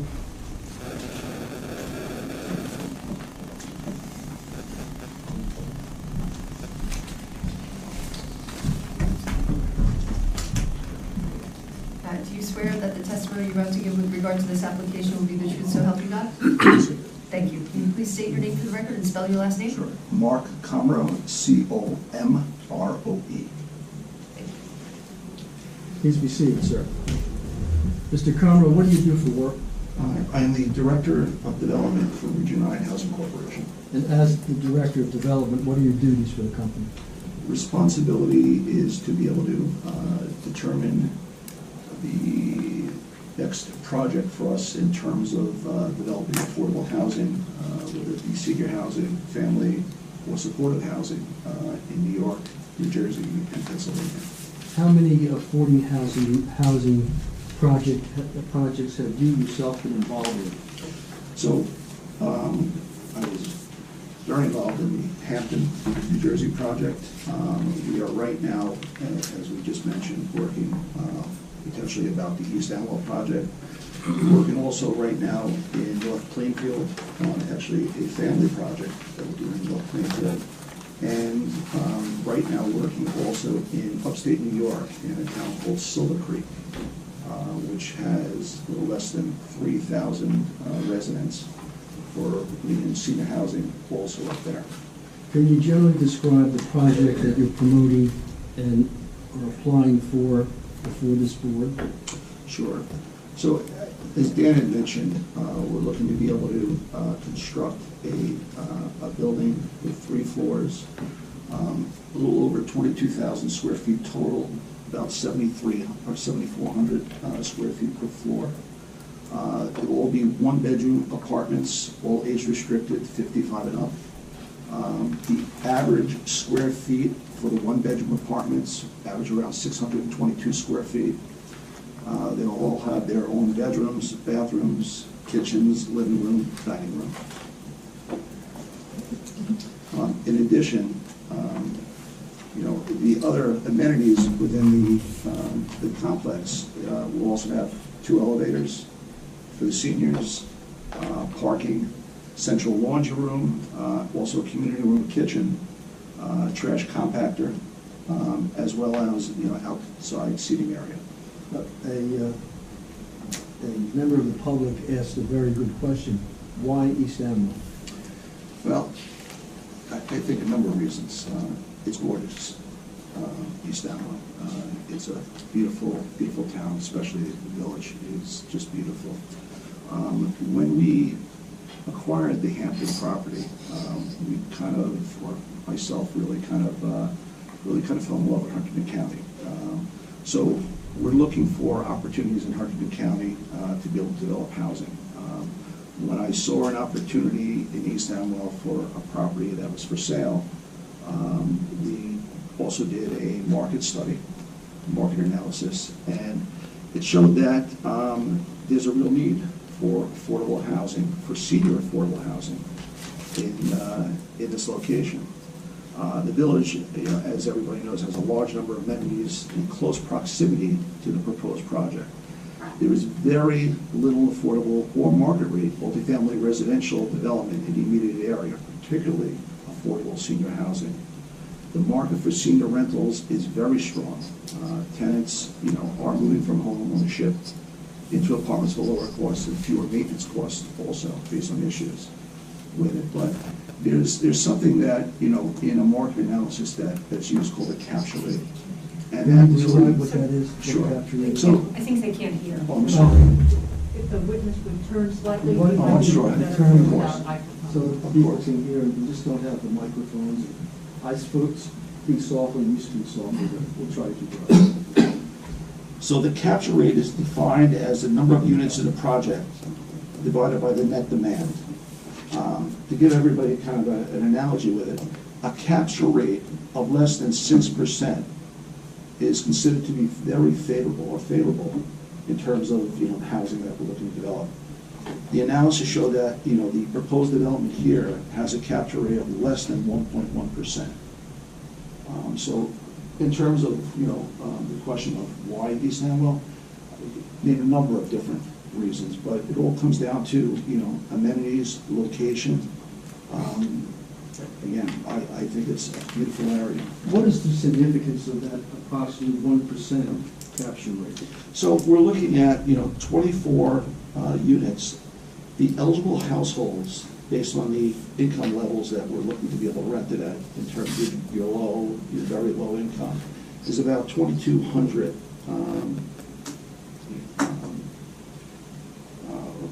2,200 eligible households that we're looking at there. To get to another subject, and this came up in a prior application, is there a difference between low and moderate income housing? So there is. We need to comply with the Uniform Housing Affordability Controls. So a certain number of units have to be at a 30% area median income, a certain number have to be at 50% area median income, and certain have to be at 60% area median income. So we are complying with that breakout. And do you have any data or statistics as to how that relates to monthly rents, as far as low income, moderate income? So to give everybody just an idea, on a one-bedroom apartment, again, utility allowance would have to be subtracted from this for the tenant, but at a 30% of AMI, area median income, it would be $763 a month. At 50%, it would be $1,271 a month. And at 60%, it would be $1,526 a month. Would this be the general ranges of the rents that would be allowable today? Correct, in 2022 numbers. So the low income rental is 763. That's the very low. And how did you get those numbers? That actually comes off the state website in terms of that shows all the breakout of incomes and rent levels. And will your units qualify for East Amwell to use these units for their requirements for low and moderate income housing? Correct. Have there been any determinations regarding the ability for the township to apply for these credits as a result of your application? Correct. So, a consent order was filed to be able to allow the township to have the ability to be able to apply these additional units to their eventual fourth round obligations that they will have to eventually do with the special master and fair share housing. So if the board approves this application, you go ahead and you do this project, that would enable the township to obtain these credits for their obligation for affordable housing. The future obligation, correct.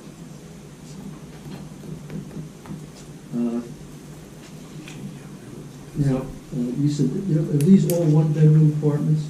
All one bedroom. How would this affect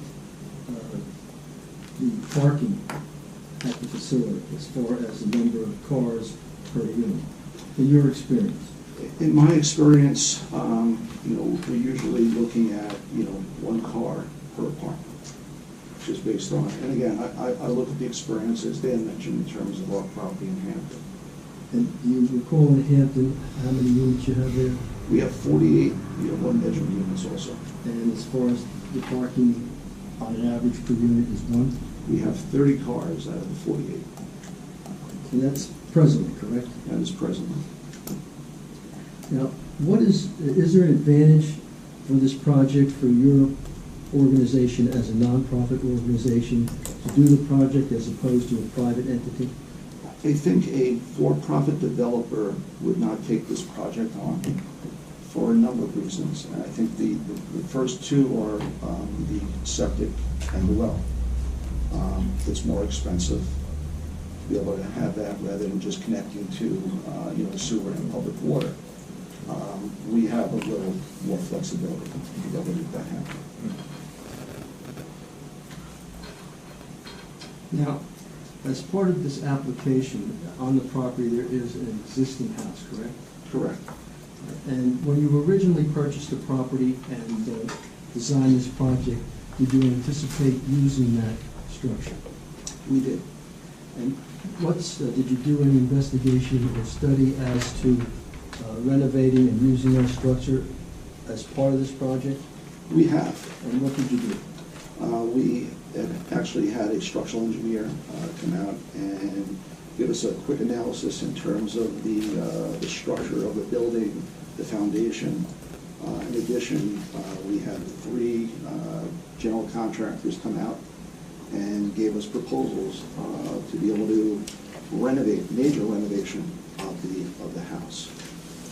As a result of the proposals that you received, did you yourself do a analysis of those proposals and costs and comparison? Yes, I did. What experience do you have in this area of cost analysis for purposes of development?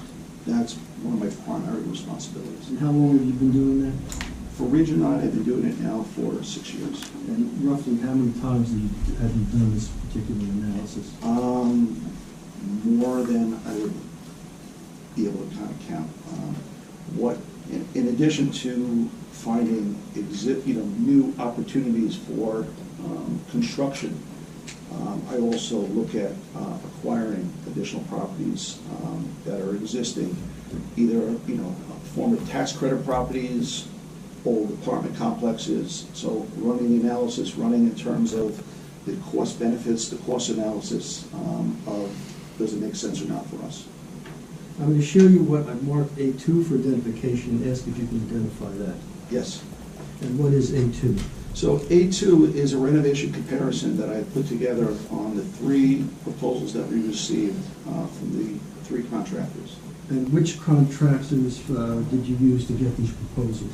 Used a company called AG&D, Pinnacle, and TN Ward.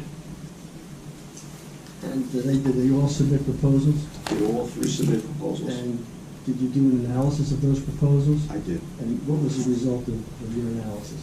The result of our analysis was that it unfortunately is cost prohibitive to be able to renovate that house and maintain it and keep it. What numbers did you estimate as far as the cost to renovate the house? It goes from $532,000 up to $639,000. And does that include a new septic system? That does not include a new septic system. And would a new septic system be required if that house was to remain and you had to, and it was renovated? Correct. So at this point, are you asking this board or advising the board that as part of this project you intend to demolish that? Yes, that is. And why is that? Again, it's cost prohibitive for us to be able to put that type of money into the house. Is that your original intention, though? No, our original intention was to be able to save the house, renovate it, and potentially deed restrict it to the municipality for affordable housing. Now, at this time, have we yet submitted the proposal to the local historical society or committee for review? Not yet. And why was that? We need to, at this point, just update one of our renderings and be able to then, we'd love to be able to get and sit down with them and review our numbers and review the plans and be able to get feedback from them. And if required, would you be presenting the testimony of a structural engineer as to why, as to the status of the house and why it is unsafe or uninhabitable in its current condition? If that's required, absolutely.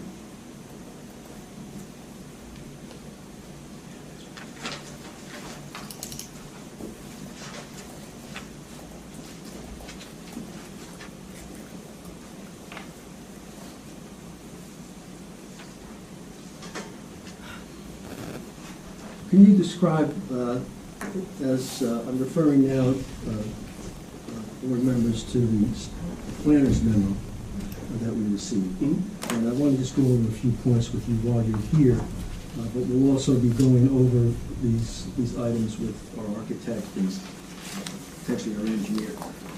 Now, as far as the property is concerned, how will you operate the property with employees on site, number of employees, hours of operation, things of that nature? So we would have 2 part-time employees, one site manager that we would be dedicating 14 hours a week to this property, and one superintendent, also part-time, that would be 16 hours a week for the superintendent. And what would be the hours of operation? The hours of operation would be probably 9 to 5, though the superintendent would be on call for after hours. Can you address how trash and recycling would be handled at the site? Yes. So there will be trash rooms on each floor that will have a recycling container, as well as a chute down to a compactor on the first floor.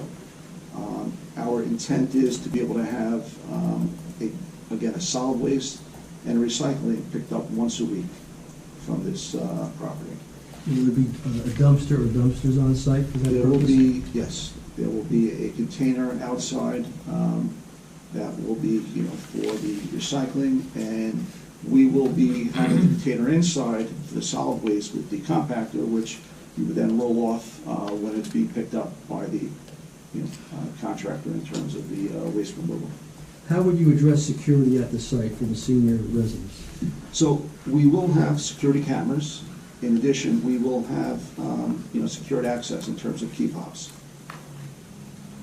So explain how one would get access to the building. I'm sorry? Explain how one would get access to the building, a resident. So, again, as I mentioned, in terms of the key fob, so a resident, if they want to be able to access the building, would be able to use their key fob to be able to enter the building. If not, there will be some type of call system that if somebody wants to be able to enter, they need to be able to call up to the resident to be able to have access, to be able to come inside. Are these these security items, are they similar to those that you have in practice at Hampton? Yes. And have they been successful? Yes, they at have. Hampton?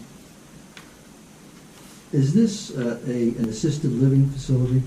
It is not. This is independent living. There will be no medication, given out. It is just apartments for seniors 55 and older. And when you say apartments, would these all be rental units? These will all 100% be rental units. Will there be any shuttle service for the site? There will not be any shuttle service from us, though the county does have a shuttle service. Do you have plans for maintaining the landscaping, such as an irrigation system or anything of that nature?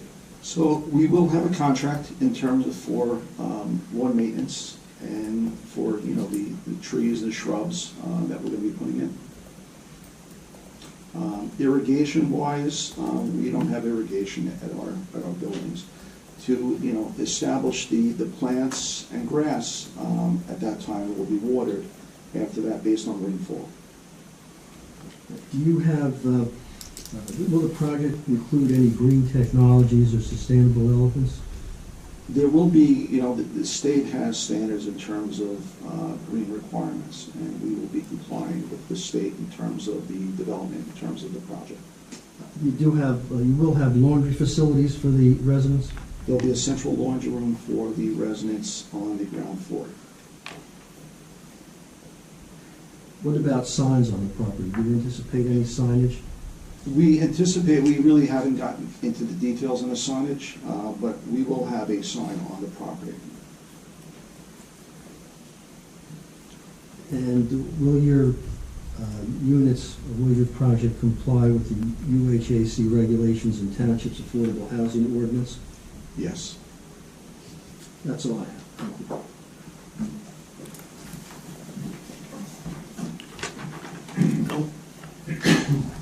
Thank you, Mr. Chairman.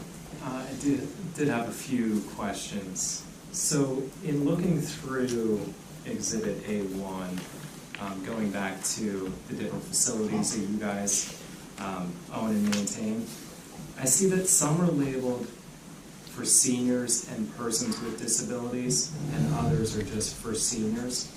Is the model for this proposal just for seniors? Yes. Is that, okay. And that is similar in nature to the Hampton site that you referenced? Yes. Okay, all right. I don't know if a question was raised earlier or if it was just testimony that was offered, but on-site amenities.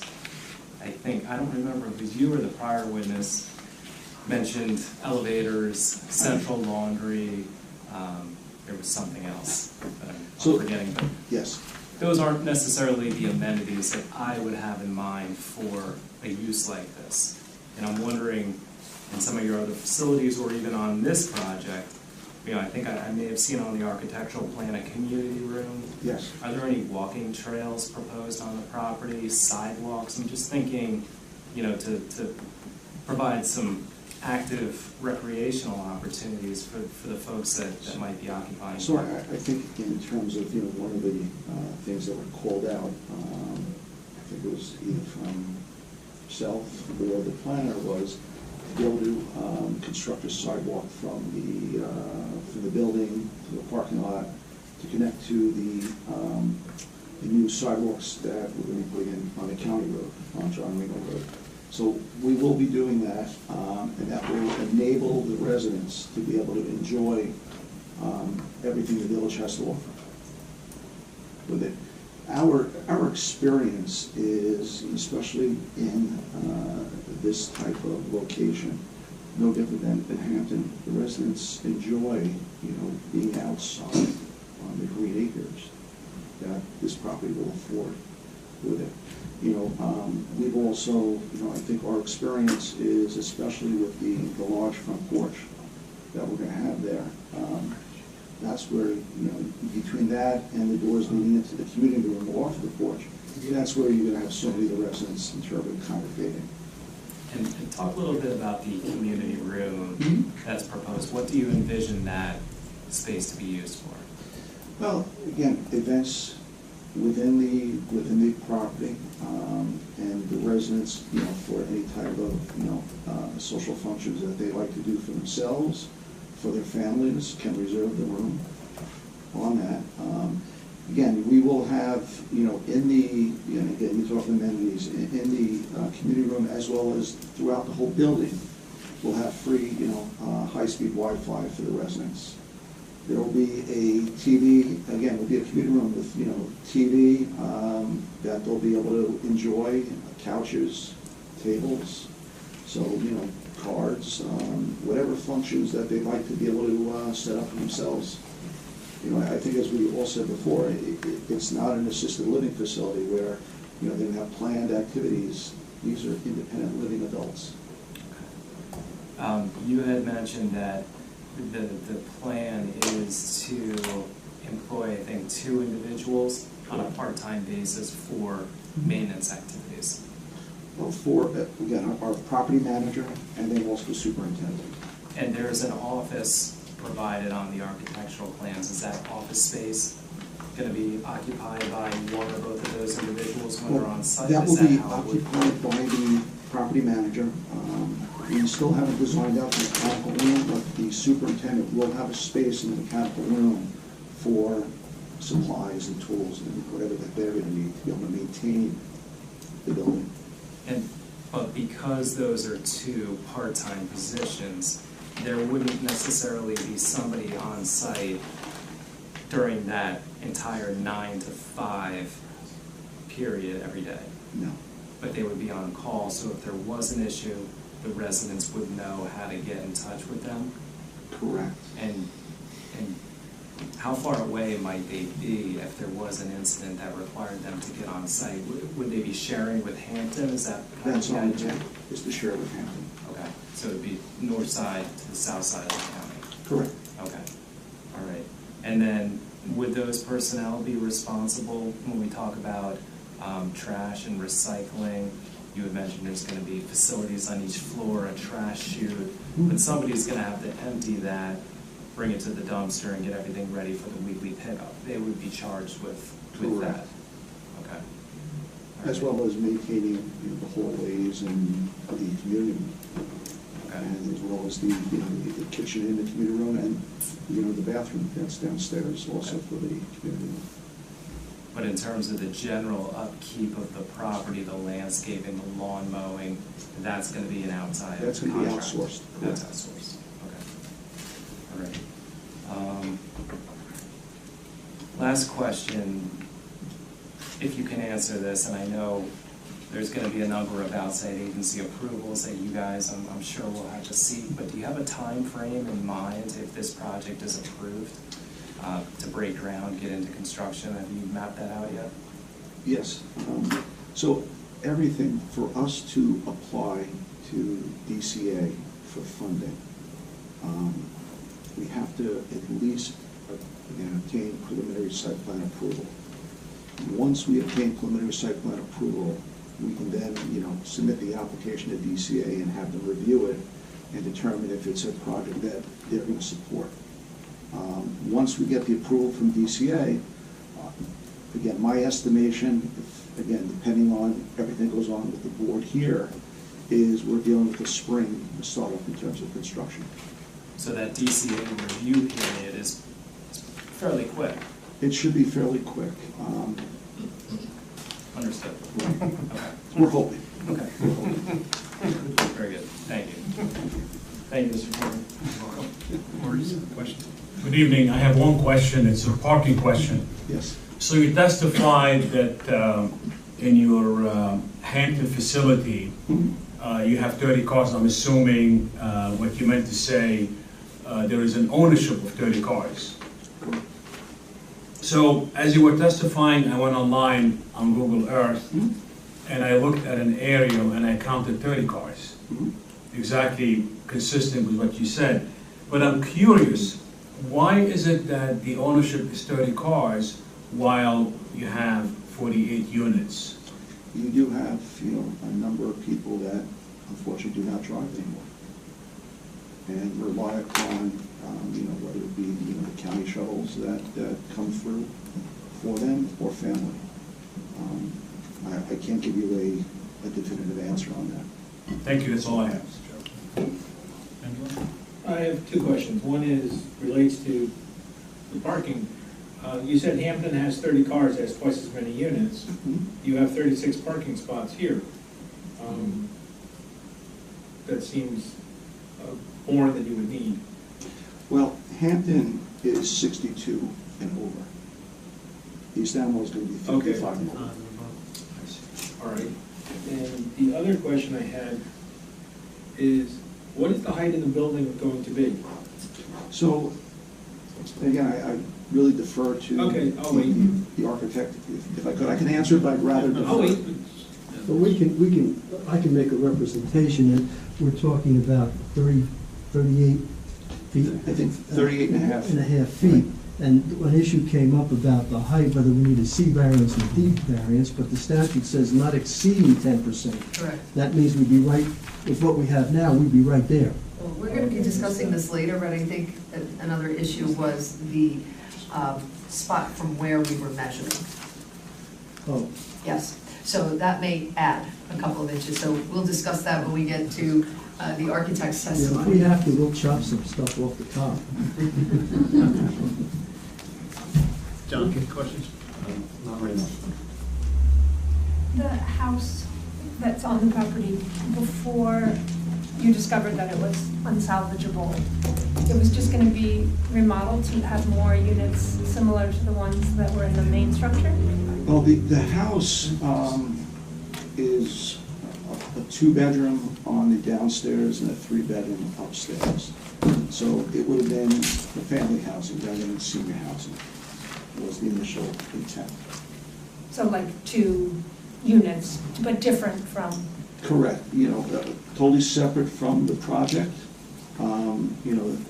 but it would have still been, we would have still deed restricted it as affordable housing. so it would have, originally you would have had more units than, We would have had more units is what we'd be looking at, correct? Good, Mark. You go. John, sorry, you had, but. Yeah, you mentioned about historical, since I'm the historical preservation chair. I'm sorry. Historical Preservation Chair Committee? Yes. So we would like you to come to one of our meetings and present to us, because we would have to do research to just make sure that the house is not this historical house. So, Great. I mean, after I can take your contact and exchange mine also. Thank you. Thank you. Can I get a motion to open to the public for questions for Mr. Conroe? Second. All in favor? Aye. Aye. We're open to the public for questions for Mr. Conroe. Ma'am? Linda Rampert again.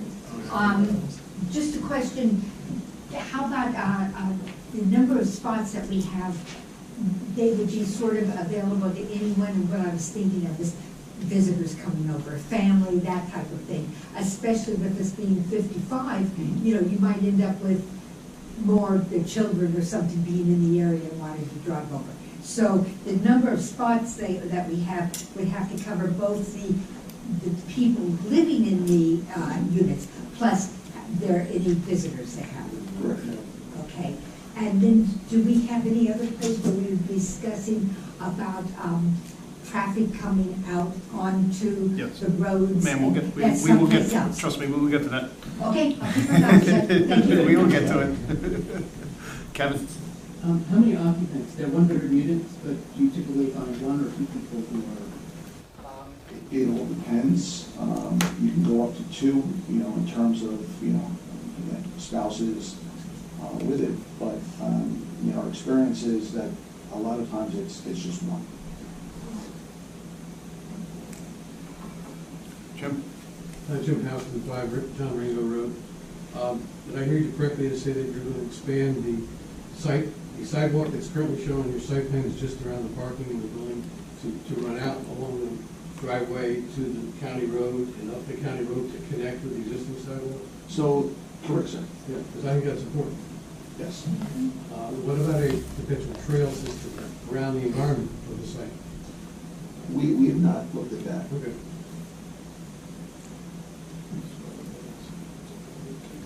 Francis?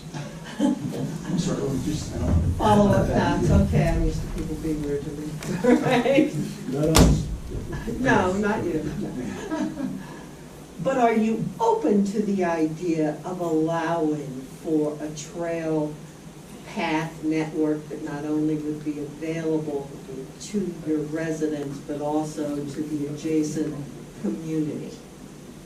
I think that's, something we can talk about. Can talk about in your scouts and other folks who do things. The Purple House, which you're saying isn't viable for, rehabilitating.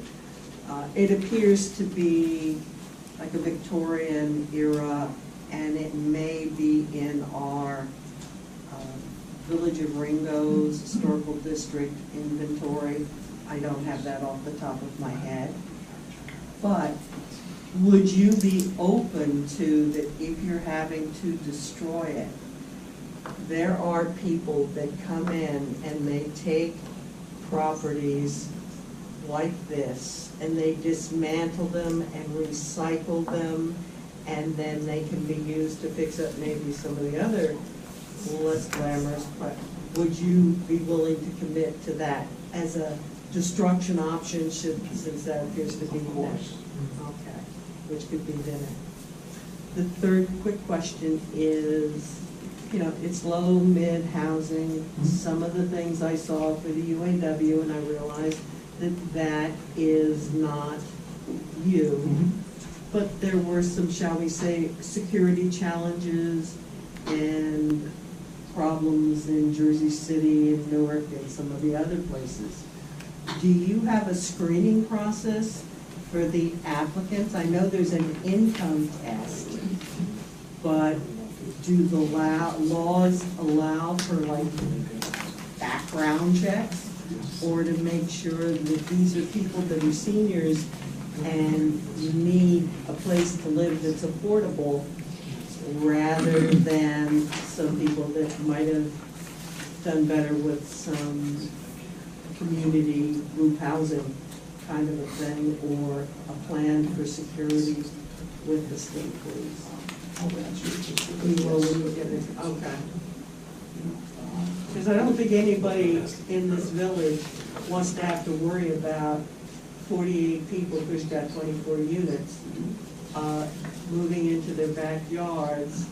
And some of the senior facilities that I'm aware of, they have strict prohibitions against adult children showing up and visiting and then, moving in. If the board would allow, I would defer to Dan on answering any of those questions. I'm not business. I just raised the issue. No, which is it's a very valid question. It's just, it would be okay if Dan would be able to. Certainly. What if he doesn't want to answer it? So the background checks are required, actually. So we do have to do that.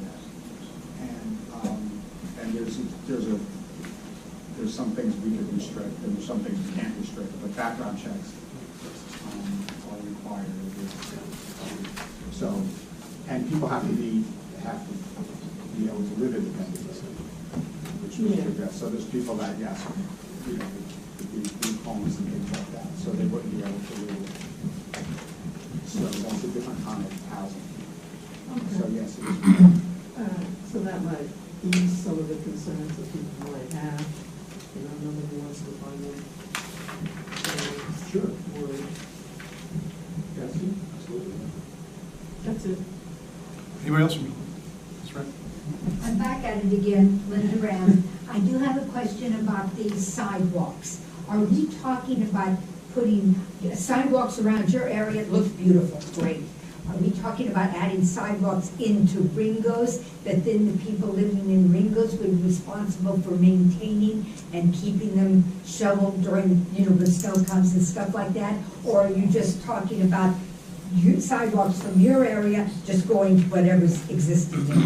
So the county, correct me if I'm wrong, the county is requiring us to be able to put sidewalks in front of our property.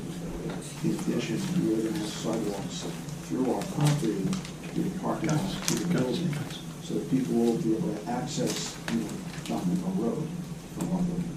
But they would be your sidewalks, you would be responsible for maintaining them and keeping them shoveled when we get snow. Correct. Thank you very much.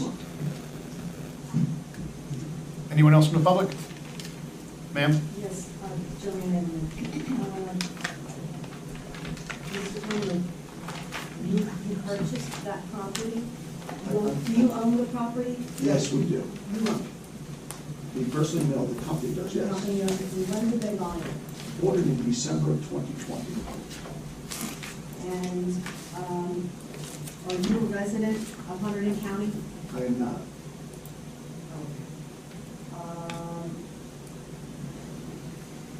So you just drove through and saw this beautiful little village and thought this would be a great place. I've To driven put through all this, of Hunterdon County, correct. excuse me? I've driven through all of Hunterdon County, correct. And what, may I ask, where do you live? I live actually in Middlesex County, in Monroe.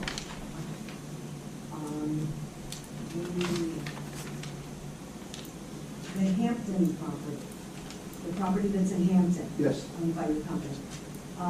What street is that on? It's right off of actually 31 North. Off the major highway? It's off the major highway, 31 North. Okay. And you see the little street that you want to put this, I'm sorry. and you have seen the street, John Ringo Road, that you want to put this building on. Yes. It's nothing like Route 31. Is it? It is 30. Well, not the way it runs through the village. That's not Route 31. No, Route 31 chains off and on-ramps onto 202. That is no longer Route 31. My question is, my comment is, it's just a different type of community, a different venue. So you can't really compare your Hampton location to what maybe what you want to put in our location. Well, I would disagree on that.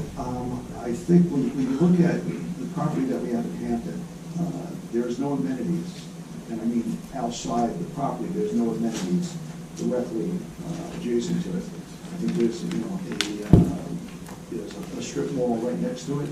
Other than that, that's it. Here, especially in the Village of Ringo's, again, between post office and library and shops and the park, it's just a more attractive area. What shops? I'm sorry? What shops? But you do have that little grocery store that's there. And again, it's the village, what's involved in the village. Again, you're not going to have, your big chain restaurants, but you do have little stores. I know the Carousel is a deli. Yes. The library, malls. You have the municipal complex, you have the parks. The pizza place, when you go down Frank's. You have a church. All right, can we? I wouldn't call those the amenities that most people are thinking of. However, sir, the residents of the Hampton, where are they, where is your pool of where you're getting your residents? Unless you're from Hampton? Not all the residents are from Hampton. I mean, same thing here, you're gonna have residents outside of East Amwell also. You cannot restrict a development just to one population. I think I had mentioned that, I guess you weren't at the council meeting, but I mentioned at the council meetings, you cannot just restrict an apartment complex for just certain groups of people. It's against the law. I guess I just wonder how many East Amwell residents, I think some people are getting their hopes up that, oh my, this is my senior housing, I can move out of my big house now and move into this more affordable property. Well, I don't see that happening. Well, I think as Dan mentioned, I mean, right now, East Amwell, 45, based on the last census, 2020 for the 5-year projection forward, over 45% of the residents in East Amwell will be or are 55 and older. The county right now is 36% 55 and older. The state is only 30% 55 and older. So it's an older population, not just in East Amwell, but also Huntington County itself. So again, you're going to be drawing from what you're looking at. Again, when you're setting up a project, that's what you're looking at as your primary area in terms of marketing. I just one question, talking about Hampton. When you advertised for availability of those rental properties, what was the reaction to the advertisement? Like when you marketed it? When we marketed Hampton, again, we put, we purchased the property. It was in existence. It was existing property. So we already have residents there. So when you have turnovers, you have a waiting list. I think as Dan mentioned quickly, we have long waiting lists at all our properties. So based on the waiting list is what you're then going off of in terms of, who the next tenant is going to be that's going to be, allowed into the property. Did you have an issue with vacancy? We do not. Senior properties rarely have issues with vacancies. I think I had mentioned that originally that, senior properties are usually always full. Thank you, Mr. Chairman. Anyone else from the public? Yes, sir. My name's Matt Rooker. I actually live at 16 John River Road, right next door to there. Okay, so pleased to meet you. All right, I have 2 questions for you. You said that this development is going to be a requirement. That's going to be a requirement in our future for this town. That's going to have to be met for the state. How far into the future should we anticipate that this requirement is going to be necessary? Meaning, is this requirement necessary now, or is it necessary 10 years from now? 2025, sir. 2025. 2025 will be Yeah. required. Okay. So it's right, it's very near future. Okay, it's on the cusp. We're just gonna be getting done with our master plan review, and it's gonna be happening, so, yeah, no, it's right around the corner. Okay, all right. I've also noticed that in the past few months, there's been lights on in the house at night. Since you're saying your company's the one that purchased it, somebody is actually residing in it. In the last couple of months. Yes, I actually have had state police over, because I actually had an issue with somebody placing a mannequin in a window in the attic facing my house. I have pictures of it. I have pictures of lights being on at night. Okay, that was very disturbing, and that put a very sour taste in my mouth, and that's why I'm here. I'm aware of that. I mean, the house is vacant. It has been vacant for months. Okay, well, so I have pictures. I'm not doubting you, but this is the first time that Did the state police ever report to you that there was any incident with residents? And if you demolish the house, there's no further problem, is it? Right. But Well, I'm just concerned in the fact that if you're the owner of the house, that speaks to your character of, one, you're responsible for it. I actually felt like, I was being intimidated by having a mannequin head facing my house. And it wasn't a pleasant looking mannequin head. That's quite disturbing, to the point where we had to put blinds on all the windows, make sure curtains were all closed. We felt like our privacy was being impeded by somebody that was of nefarious intentions. is it still there? No, it fell down from a broken window from a storm. But I got pictures of it. I also have pictures of lights on at night. I mean, the house is secure. After, if I can take a look at it, we'd be very happy to be able to take a look at it with you. Okay. All right. Anyone else in the public for Mr. Conlon? Can I get a motion to close, please? Second. All in favor? Aye. Thank you, sir. Thank you very much, everybody. Onward. I'd like to call Eric Marion, please.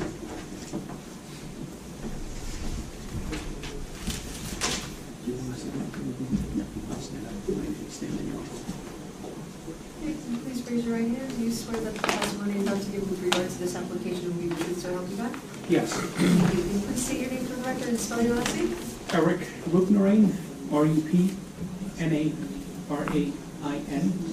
Thank you. So what do you do for work? I am a licensed professional engineer in the state of New Jersey and Pennsylvania. How long have you been so licensed? In New Jersey since 2003. And can you give the board the benefit of your preparation for your profession? So I'm a graduate of Villanova University in 1997 with a bachelor's in civil engineering. I received a master's from the same in 2001 in civil engineering. Since 1997, I've been practicing almost exclusively in land development, both for residential and commercial clients. I've appeared in front of this board numerous times, West Hamel, Meriden, Hopewell, Lambertville. Bill knows me. Have you qualified to give expert testimony in the field of civil engineering? Yes. Before land use boards? Yes. In courts? Yes. I would submit that Mr. Marion is qualified to give expert testimony in the field of civil engineering. You would accept that? Sir, are you familiar with this project? Yes, I am. And how did you become familiar with it? In or about the summer of 2020, Mark reached out to my office regarding the possibility of Region 9 purchasing this property for development into and basically an age-restricted housing project. We did some preliminary investigation with him just to determine if the site was suitable. Number one, from a septic perspective, with the understanding that there are no public water or sewers in the area, that if we can't accommodate the need for a septic system to satisfy the requirements for 24 units, then we would not be able to proceed forward with the project. So during our preliminary investigation, we determined that the site is suitable. We completed soils testing that were witnessed by the township representative in order to adequately determine whether or not the site can accommodate the septic system for 24 units. Right, now, sir, can you describe the overall project and site plan? Certainly. So the property is located on John Ringgold Road. To the north, Route 202 is actually in this general area. This is John Ringgold Road to the west of the property. This site is located on the easterly side. Directly across the street from this property on John Ringgold Road, at that triangular wedge is the post office, Princeton Hydro. We also have the library in there.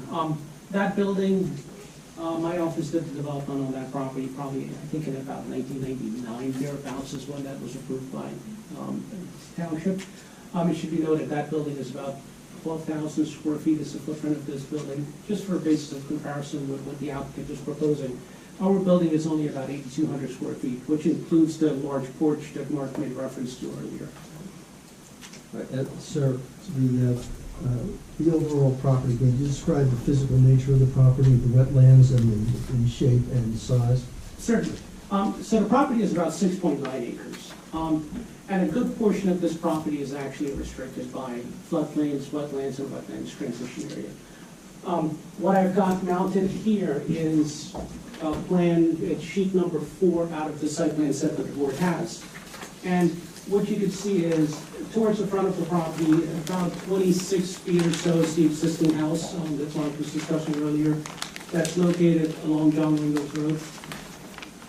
As we move through and into the property, there's an existing gravel driveway into the south of the house.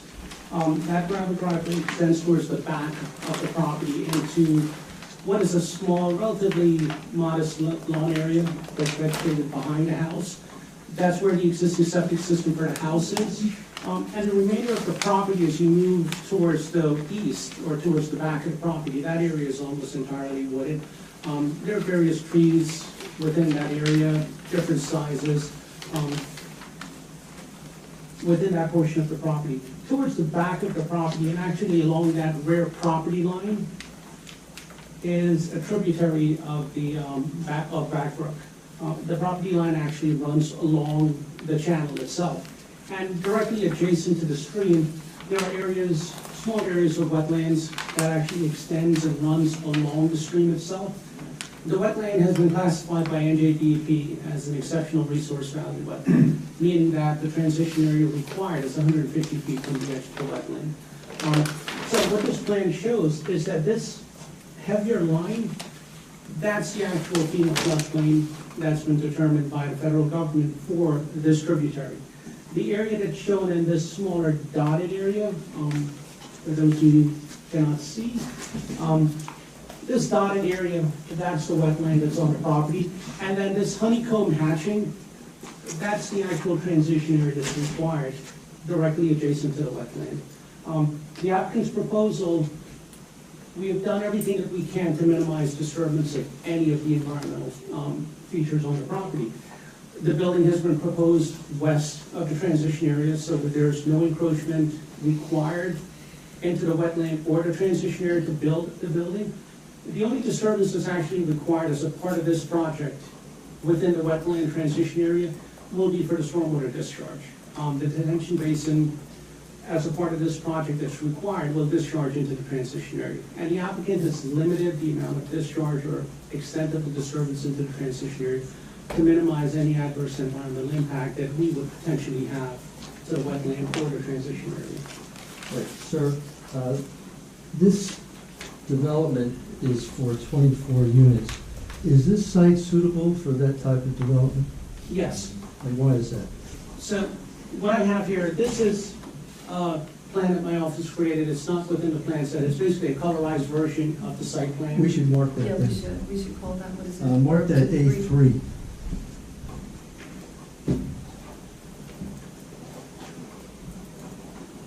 Sir, can you identify what you've marked as A3? So A3 is a colorized version of the site plan. It's the detailed site plan sheet that was in the plan set. This one actually has a current date of 7/13, and it's titled rendering plan. And the purpose of this plan basically is to highlight the environmental features on the property, where the building is going, where the parking lot is going, and where the septic system is going.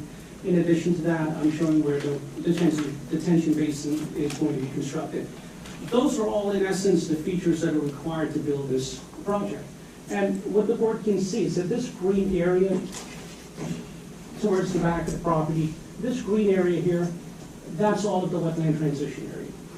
The area to the south, this portion here, this is where the detention basin is going to be constructed. The brown is the building. Again, the building is about 8,200 square feet, including the porch.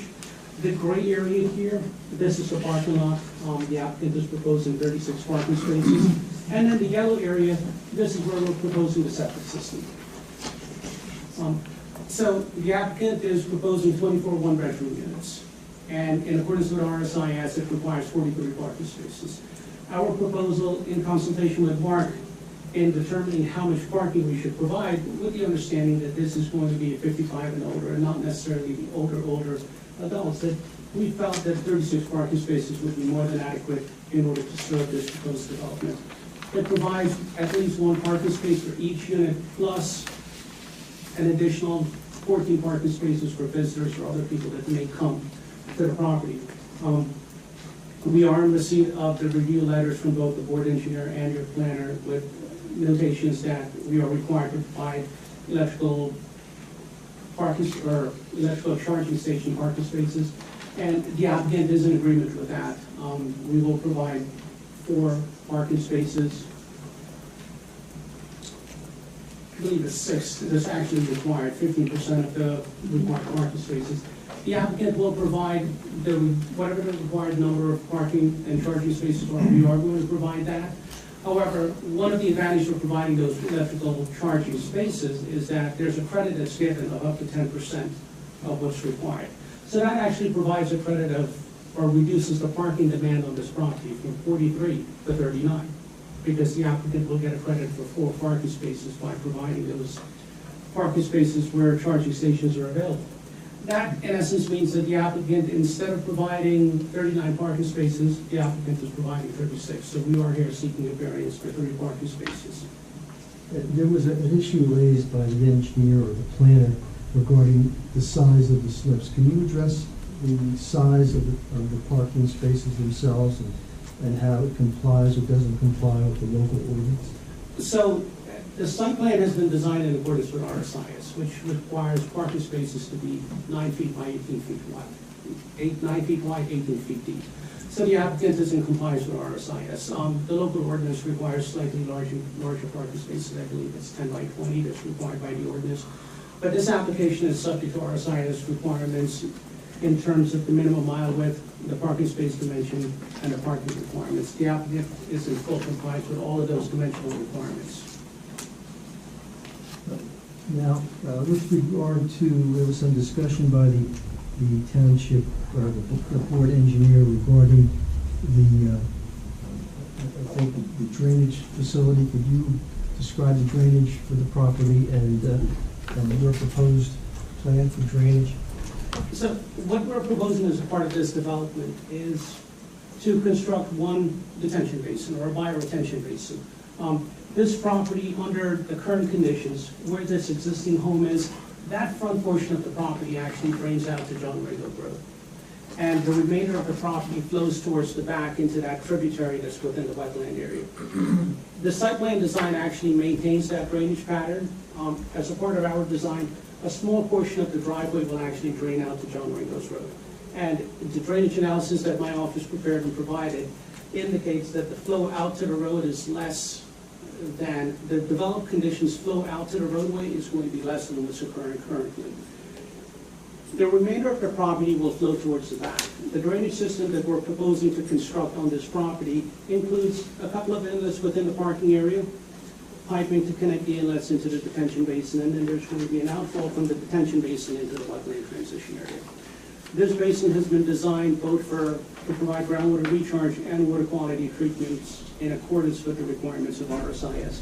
The drainage design is compliant with RSIS in terms of rate reduction, groundwater recharge, and water quality requirements. Is anything required from the New Jersey DEP regarding this development and specific reference to a letter of interpretation? So the original letter of interpretation for this property was issued, I believe, in about 2016. Our office applied for an extension of the original LOI, but as it so happens, the original owner of the property that Region 9 purchased the site from, they also, at the same time, applied for an LOI extension. DEP has approved that LOI extension. As recent as this morning, I looked through the data miner. The application has been processed, the LOI has been approved, the extension has been approved. We will provide an updated copy to the board indicating that the wetlands are valid on this property. Are you familiar with the resource conservation calculations with regard to this project? Yes. Can you describe, did you do those calculations? Correct. And can you describe how these calculations comply with the current legal standards? So the resource calculations in the ordinance require certain reductions in land area based on the presence of wetlands, transition areas, streams, floodplains, steep slopes, and so forth. So my office, we went through the requirements in the ordinance that list all of the various categories and then what the reduction factors are. We calculated the area on the property that's occupied by those various categories. So for instance, floodplains, wetlands, transition areas, steep slopes, and we applied the appropriate reduction factors. And that, once the reduction factors are applied, it's then subtracted from the total lot area, which provides the buildable area or the net developable area on the property, which is in compliance with the ordinance. Does the development as constituted comply with your calculations? Yes.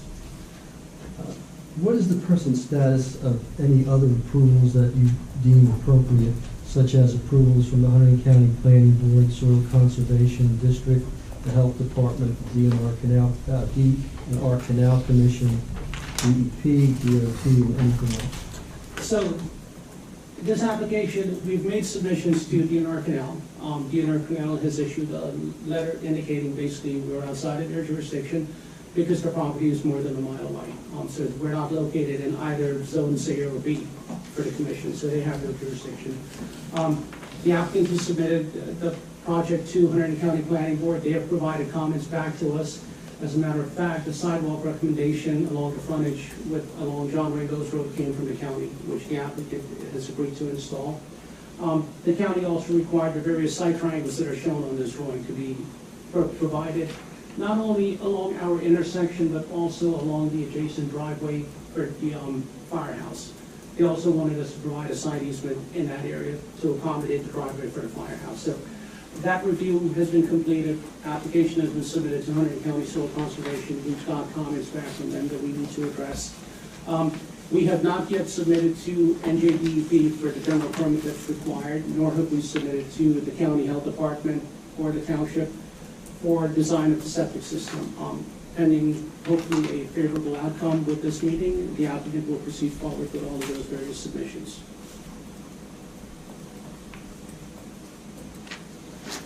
Right, sir, with regard to the some of the issues in the engineer's letter, have you reviewed the comments by both the engineer and the planner that were provided to us last week? Yes, I have. Do you have any general comments before we get into any particulars regarding, first of all, the engineer's report? No, I think all of the comments contained in Mr. Burr's report, the applicant can address. And the planners? Likewise, we can address her comments in terms of shifting and adjusting the driveway, and any other comments that she had, we can certainly address those. Was there anything in either of the letters, based upon your review, that you have an issue or problem with as the engineer representing the applicant? No.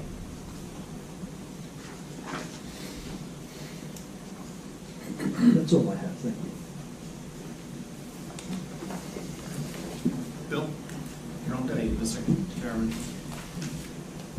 Hi, Mr. Burr? Where to get started here? So, Take a spot. I know. You had testified that you have a rather small footprint to build within as compared to the overall lot area because of some of the environmental constraints on the property.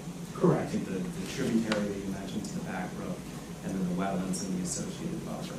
I am encouraged to hear that the LOI is according to your testimony, still active or still in place? There was an extension granted? The extension was approved. And that establishes the wetland boundary and the wetland buffer, Yes. as shown on your plan. But in that small space, you're proposing your 8,200 square foot building, your parking lot, your entrance driveway, septic, well, drainage, basin. In terms of the different setbacks that might be required for each of those features to meet the township's ordinance or the state administrative codes between the well and septic and basin, have you laid out this plan in a manner to where they all comply? Yes. So everything is spaced accordingly, and it's your testimony that everything can be constructed as shown on the plan? Correct. Okay, good. As far as the parking is concerned, your testimony was you're proposing smaller parking spaces because that's what's required or in compliance with RSIS 9 by 18 versus 10 by 20, which is what the township's ordinance requires. In your experience with designing like projects similar to this, is 9 by 18 appropriate in your opinion? It's more than adequate because the larger parking spaces are typically required, like for instance, in a Wawa, where there's heavy traffic in and out. You want the larger parking spaces to make it a little bit easier for people to get in and out. I'm not going to complain that someone backed into my truck at the Wawa in Pennsylvania, but that's another story. But usually the larger parking spaces makes it easier for high volume, high traffic type of developments. So for instance, certain types of retail convenience stores where people are going in and you've got a constant flow of traffic. It's usually very beneficial to have those larger parking spaces because it minimizes the potential that someone that pulls in real quick, open their door. I think most of us, at least around here that I've seen, you have an F-150 for a pickup truck, it's a pretty large door. If it opens, it'll hit the car next to you. So in those larger parking spaces, it is definitely beneficial. This type of development where someone comes, they park, they're a resident, they generally park, they're getting out of their car, they're taking their time, they go into the building. They're probably going to be home for hours before they need to get back in. The smaller parking spaces are more appropriate. Other ordinances actually in Vernon Township, for instance, recognizes 9 by 18 parking spaces for retail, regardless of the type of retail. 9 by 18 is actually recognized in most ordinances as an acceptable parking space dimension. And in terms of the depth, usually the 20-foot parking space depth, usually if you can overhang the curb, some ordinances will allow you to reduce the parking space depth. That additional 2 feet that's generally required. If this parking was up against a wall or adjacent to a building where you couldn't overhang, then the larger deck would be more appropriate. However, the way this parking space is designed, any cars that are parked can actually overhang the curb line towards the building or in the other direction. So 18 feet really is more than adequate for this type of parking lot design. Let me ask you a follow-up to that overhang issue. You had mentioned the parking would allow the overhang of vehicles along the frontage where there's a sidewalk proposed. Is that sidewalk adequate width to accommodate the overhang and then still have safe passage on the sidewalk? Correct. So typical sidewalk dimensions are usually about 4 feet wide, walking surface. So in front of the building, the sidewalk is actually wider than 4 feet. It's over 6 feet wide, which provides for that 2-foot overhang, yet it still leaves you 4 feet to walk. Let me ask you a question about the overall parking count. I know we'll probably get to that with your traffic engineer as well, but recognizing that you are seeking a variance for deficient parking, if the board was concerned with that overall parking count, do you have an opportunity here to expand on the parking and provide any additional parking anywhere? Is that something that could be incorporated into the design, or are you locked into this particular layout? So as Mark indicated, given the condition of the existing residence, and we're looking to raise that residence, if the board so deems it necessary that the additional 3 parking spaces that were deficient has to be provided, it is possible to expand the parking space towards John Ringo Road, or perhaps by making some adjustments, shifting the driveway over now that the building is no longer an impediment. Yes, the applicant would be able to provide those 3 additional parking spaces. Okay. Let me ask you a couple questions about the drainage design. You had testified that the comments in my report you would have no problem with addressing. And I know you did some soil testing for the septic system, but is it your testimony that the soil conditions are suitable to allow a bioretention basin to be constructed on this property? Yes, the various soil testing we actually did within the septic field. Originally, I thought we could put the basin towards the back of the building, but that location, given the shape and design of the building, wasn't appropriate. That all of the logs indicates relatively the same type of soils on the property. So I'm comfortable that once we complete the soils testing, that we will find acceptable soils where the basin is. Okay. And you had mentioned that for the drainage design, the outfall of that detention basin would actually be located within that wetlands buffer area? Yes. And that is what's going to require a permit from DEP? Correct. But that has not been submitted yet? Correct. My understanding. Is that a common permit with the state? So the state has what they term general permits that's associated with wetlands and or transition area disturbance. With the general permits, if you meet all of the various conditions that are listed, typically the state grants those permits. The intent of all of the permits for wetlands usually is that the applicant needs to do whatever is necessary to minimize disturbance of wetlands and or transition area. That is what this applicant has done in terms of locating the site, not actually encroaching into the transition area with any grading in order to construct the building or any of the improvements. Now, the stormwater discharge has to go towards the lower part of the property, and in this general area within the transition area, that is the lowest part of the property that the applicant can discharge into. Okay. Let me ask you a question about the septic system. You had testified that when you were first retained by your client, the first thing you did was do a site suitability analysis and take a look at the septic suitability. Walk us through what work you've done to this point. I don't think you said you have not submitted to the health department the septic. Correct. Well, walk us through what work you've done to ensure that you can testify that this is suitable. So what we've done, all of the various rectangles that are partially shaded, those are locations where we dug test pits on the property using a backhoe. Some of the test pits went down 8, 9, 10 feet, just to make sure that the soil stratum is acceptable. Within a couple of the soil logs, basin floods and or pit bill tests were completed. Those are acceptable testing in accordance with the septic code for New Jersey to determine soil suitability. The results indicate that the ground is sufficiently permeable in this area that we can construct a septic system. Now, the size of the disposal field that's shown here is what's required to build 24 units. So geometrically, everything fits on the property within the requirements of the septic system code. For separation distances from a property line, we need to be at least 10 feet away. The proposed septic system is 16 feet away. The septic needs to be at least 100 feet away from any wells. The proposed well for this development is located towards the southeasterly corner of the property. The well on the adjoining property is located towards the front of the property. And in addition to that, what the applicant is actually proposing, instead of a traditional septic system, which is the normal sand mound, septic tank, and either a pump tank, depending on where you're located, this is going to be an advanced treatment system. It is not going to be your typical septic system. We're proposing to use multiple ATU units, and the advantage of actually using an ATU unit for this type of development is that you actually get pre-treatment. The quality of the effluent coming out and being discharged back into the ground is significantly better than what you would have in a traditional septic system. So for instance, what we're proposing are biomicrobics units. And those units are not only designed those units are designed to reduce the nitrate concentration in the final effluent that's being discharged into the ground via the disposal field. Traditional septic system, effluent comes in, effluent goes out. They primarily function by filtration, and it's more or less dilution as it's discharged back into the groundwater is where the treatment occurs.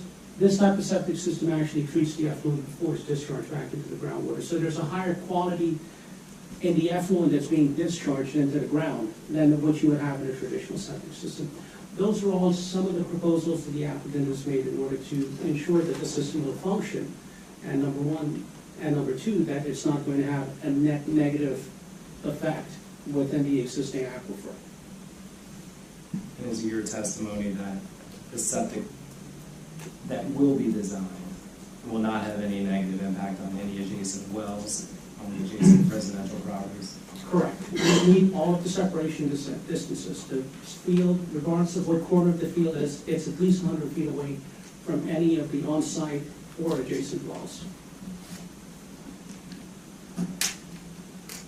I'm bouncing around a little bit on you, but the township's ordinance requires that you provide, or this project provides, for certain fire protection measures. And I understand the fire department is directly next door, but the ordinance does require underground storage or cistern for firefighting purposes. I guess it's a two-part question. One, have you reached out to the fire department to get their review of your plan and their opinion on whether that's necessary? And two, would you be willing to comply, or are you planning to comply with that requirement? So I will partly defer that to the architect, because I do not know if this building is going to require sprinklers. If it does, then we're going to require an underground storage tank for water supply, which I anticipate if that's necessary, it's going to go within the parking area. Okay. Are you going to testify on site lighting or the landscape package that's proposed, or is that somebody? No, so my office prepared both the lighting and landscaping design, and in terms of the lighting,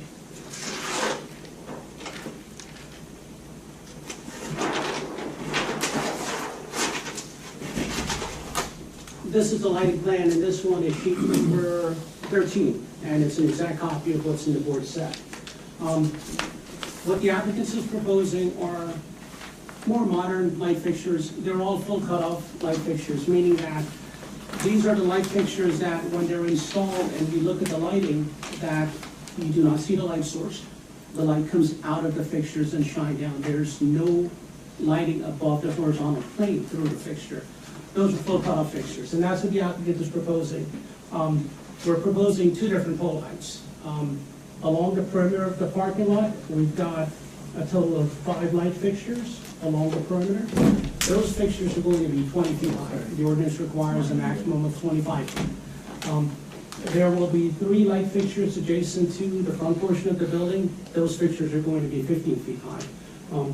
The lighting design and the analysis that we prepared is in accordance with the township ordinance. Along the property line, the actual light calculation is 0.1 foot candles, which is what's permitted by the ordinance. All other aspects of the lighting design will be in compliance with the ordinance. May not be a question that you can answer, but from an operational perspective, with a project like this, are those site lights on 24/7? At any point in time in the evening, do they dim down, or is there security lighting only after a certain hour, midnight, 11 o'clock at night? Do you know? So that one I'll have to defer to Margaret Dan in terms of how the sites normally operate. I know these particular fixtures, most of the modern LED fixtures are dimmable. Some of them are even Wi-Fi controllable, depending on how they're installed. So there are options there, depending on what the operational requirements are, that we can certainly look at. Okay, and then walk us through the landscape plan that was prepared. So what the applicant has done as a part of the site landscaping is, as I indicated originally, this property is wooded, essentially from the rear portion of the existing house all the way towards the easterly property line. It's a wooded site, and the applicant will be removing about 84 trees of various sizes in order to construct this development. What we have done as a part of our proposal is to try to install as much landscaping as we feel is appropriate, not only to screen the adjoining property, but also to screen the parking lot. So to that extent, the residents directly to the south of us, the area between the driveway and the parking lot, the applicant is proposing a double row of evergreens. That type of screening is generally encouraged when we've got residences that are close in order to provide them with some privacy. So the applicant is proposing a double row of evergreen trees in that area. The foliage will be on year-round, so any of the potential impact or privacy issues that you would normally have when you start building a development, the evergreens, as they mature and grow, will mitigate those impacts. In addition to that, we're proposing shade trees along the perimeter of the parking lot, and those shade trees are various species, maple, oak, different types. In addition to that, we're also proposing street trees along John Ringo's Road. And again, these trees that are being proposed along the southerly property line and throughout the parking area, a total of 91 different tree species are being proposed, or 91 trees of different species are being proposed. And that is to compensate for the 84 trees that we're removing as a part of this project. In addition to that, along the perimeter of the parking spaces, the applicant is also providing shrubbery. And what those will do, it'll actually screen the site and screen the parked cars from anyone traveling on John Ringo's Road or from the adjoining area. The shrubs are going to extend along the entire perimeter of the parking spaces. So for instance, on the main body of the parking lot, the shrubs are going to be on this westerly portion, and then on this smaller parking area here, it'll be on the northerly portion of the site. Okay. 2 more questions, promise. So, I understand to the north you have the firehouse, west the county road, east the highway, but to the south, directly adjacent to you guys, are a number of residential properties. The one concern that I have is to make sure, whether it's runoff, stormwater runoff, light pollution, any of the nuisance issues that could negatively impact those folks, I want to make sure that that's been accounted for in your plans. So can you just touch on that and maybe convince us that there aren't going to be any concerns, if that makes sense? We can roll with that. So in terms of stormwater runoff, I think that's the easiest one to answer, because the parking area is going to be curved. And the nature of curving along any parking lot, it provides a mechanism to control and direct stormwater runoff. So this entire southerly drive aisle is going to be curved from the entrance of John Ringo Road all the way into the back of the property. Along the edge of the curb, we're going to have an inlet within the parking area and inlets along the curb, which will collect the stormwater runoff that's generated not only from the parking area, but from any of this uphill drainage area that flows onto the parking area. So our design will eliminate any of that surface runoff that's presently occurring onto the adjoining property. That surface runoff is going to be captured by the curb line and directed into the detention basin. The basin discharges to the back or to the rear of these properties, so from a stormwater perspective, there's not going to be any negative impact on the adjoining properties. And what about lighting? So in addition to the lighting that's proposed, the poles are actually on the north side of the parking lot.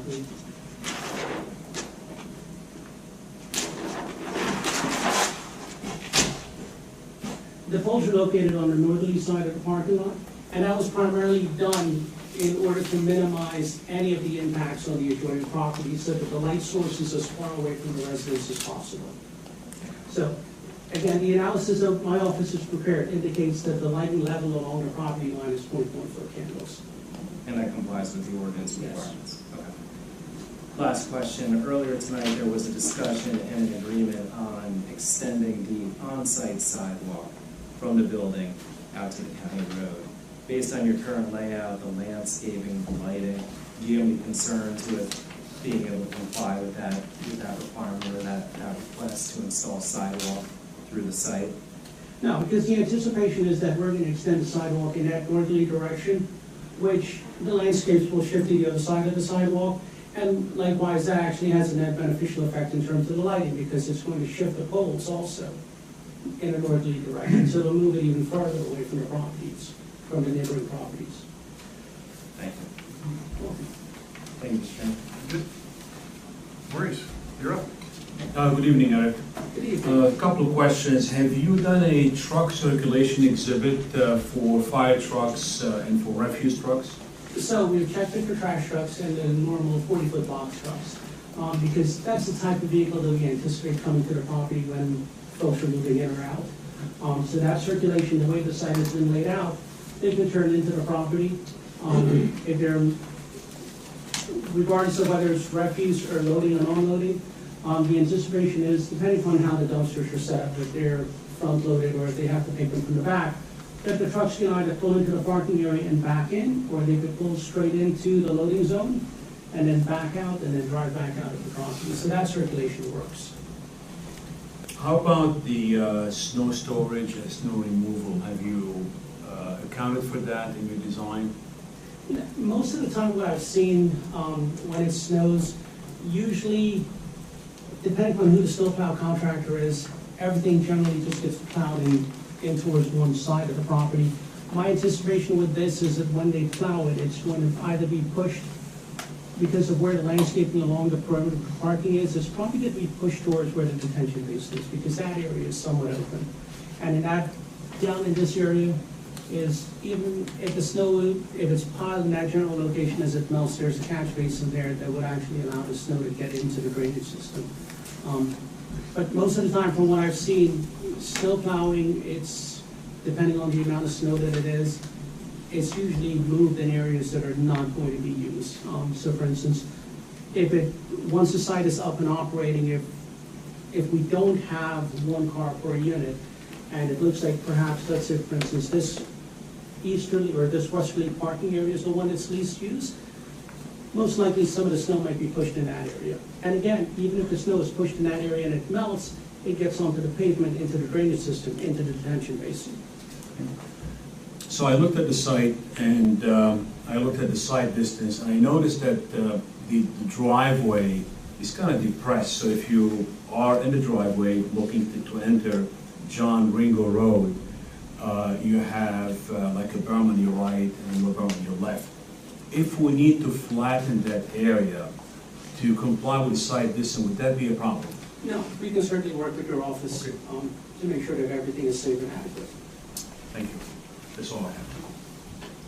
Okay, I have a few.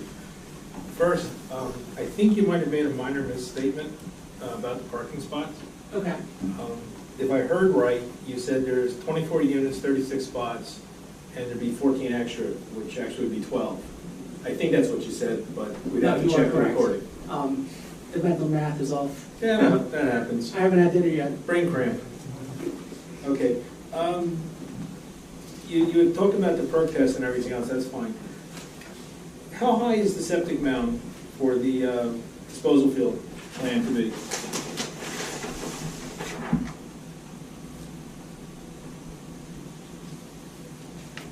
I think the system actually is only about 2 to 3 feet, depending on what part of... Pretty much what you see around town, just, you know. Yeah. Okay.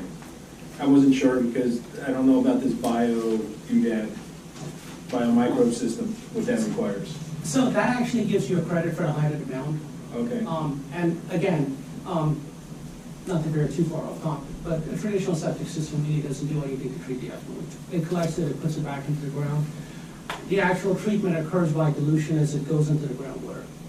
These other systems, because they actually treat the effluent and makes it a better quality, similar to what you would find in a sewage treatment plant. That is, the effluent comes in, it goes through a biological process, and when it's discharged on the other end, it can actually be discharged directly to groundwater or directly to surface water. The biomicrobial units are basically that scale system, just in a smaller size. That's what the applicant is proposing, so that we can actually improve the water quality before it goes back into the... I was just worried about the height of the mound. So, the basin, if I read the plans right, the basin's gonna be about 4 feet deep. Yes. Does that require a fence? So this basin doesn't have a standing pool of water. The only time it's going to have water in it is when it rains. But it has walls in it. I'm sorry? It has a wall in it. No, so that wall actually is, it's in there somewhere. That wall is just a forebay. And the primary purpose of that is, in accordance with the regulations, you need to have a forebay as a part of your stormwater detention or stormwater management system, primarily to trap larger debris or Right. larger things. That wall is actually only about 18 inches high. Oh, okay. I guess I misread the plan. I thought the wall was about 3 feet high. No, it's, the wall is actually located towards the bottom part of the basin. Okay. Yeah. There's another wall, I think it's in the back. of the building. That one is probably over 30 feet high. Right. And your discharge thing is like a tower that's gonna be in the basin. Correct. Does that need to be protected? That has its normal track tracks, so you've got a weir and a orifice. Okay. And they have track tracks basically to prevent larger debris from actually clogging those controls up. I was actually thinking more about kids climbing on it and falling in. No, it's completely covered, so Okay. even though it actually extends about 4 feet of the basin, it has a safety grate on top of it, so it's not going to be accessible. And if I'm reading the plan right, the well is actually at the border of the transition line? Or is that just the way the printer printed it? That's where it's being proposed right now. Okay. I just want to make sure I understood what I saw. That's all I have. John? Yeah, have you done any well testing to make sure that you're not gonna affect the neighbors' wells? So we have not done any well testing on the property as of yet. The applicant is here, we're seeking preliminary approval. If the board is favorable to the applicant's proposal, when we come back for final, we will comply. We have a fully. hydrologist that will test it. Okay. Thank you. You good, John? I'm good. Defer.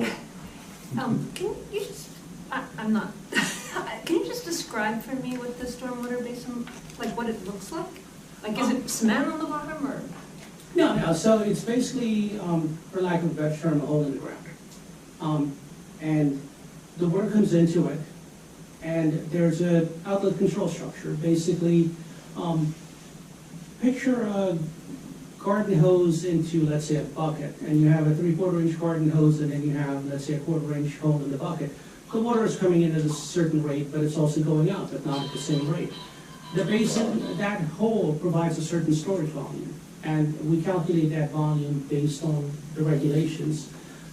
And the regulations dictate how much water we can have coming out on the other side and what rate. So the size of the basin or how deep that hole is determined by that analysis. And is there vegetation, or? So the bottom of the basin is planted, yes. So it's going to be grass for the most part, but the bottom of the basin is vegetated. And so that vegetation helps minimize how much is flowing out into the wetland? The vegetation primarily provides stormwater treatment. So for instance, the plantings within a bioretention system. Bioretention system provides filtration for water quality. It reduces the amount of sediments that's coming out the other end. In addition to that, the plantings actually remove pollutants from the water before they're discharged.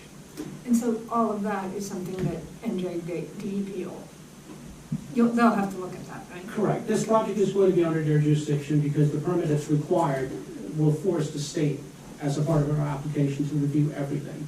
The same thing that Mr. Burr has gone through in his analysis of stormwater, the state will do exactly the same. And John asked my question. My other question was about the well, which John. Okay. Good. I got a couple. So we're gonna possibly abandon that house, it's gonna get torn down. What are we gonna do with that well? Is it gonna be abandoned, and is it gonna be part of the project? So the existing well for the house is going to have to be abandoned. It's going to be abandoned as per the Hunter County Health Department requirements. Didn't know if it could become part of the project or not, because everybody in this area is concerned about well water, so. So I'm reading in your environmental impact statement, and it says that there was an abandoned oil tank. Do we have certification that that's all certified, clean, everything's good? We're not gonna find any smelly soil when we start digging?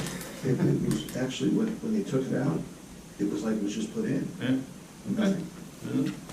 Just one of those things we worry about. So, in this impact statement, maybe I'm missing something here. In the potable water, we have 24. First of all, we have two bedroom things listed in here, so that's not. That was the house. That was the house. Okay, so that's out. So the 24 one-bedroom units you have at 95 gallons per day. Maximum daily demand comes out to 38, 40. Then we go to sewage. And we have 24 one-bedroom units with 200 gallons per day discharge. If there's 95 gallons of water going out of a faucet or out of a toilet, how are we coming up with 200 gallons going out into the septic system? So the septic code has requirements for basically age-restricted type units. It's 200 gallons per day per unit. Okay. There's a separate code that basically governs how much water is required. Mhm. And our size has its own requirements based on the type of development as to what the water demand is. So I do agree with you, conservation of water. What comes in, Like does go out. I said, I'm just a little confused with the numbers there, that's all. Just didn't see how that worked out, but I'll find out. The other thing, this might not be on you, but the other thing is part of Elena's questions that she had, and number 20 is, as stated above, the township's open space and recreation plan identifies the property as being habitat for threatened and endangered species in accordance with the landscape project data. The applicant shall provide testimony pertaining to whether any threatened and endangered species will be displaced as a result of the site improvements. I don't know what this landscape project data is, but So typically what happens is, according to the state's review of an LOI, when they determine the width of the transition area, that is taken into consideration. That is most likely the reason why this transition area is 150 feet and not 50 feet, is that they recognize that there are. there's turtles in there, considerations frogs, and what have you. And plants, it can be plants too, It could be right? plants also, yes.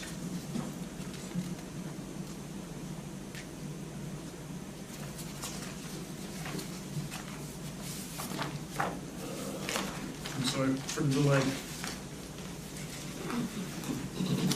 Oh, I didn't hear anything about fire trucks. Did that get answered? I heard you ask, I mean, we are good with, I mean, I know the fire department's right there, but. They'll also be covered by our traffic engineers. Yeah, okay. I just, it's a big concern, the fire department. Understood. We don't have a big fire department. Thank you, sir. Thank you. Motion open to the public for questions. Second. All in favor? Aye.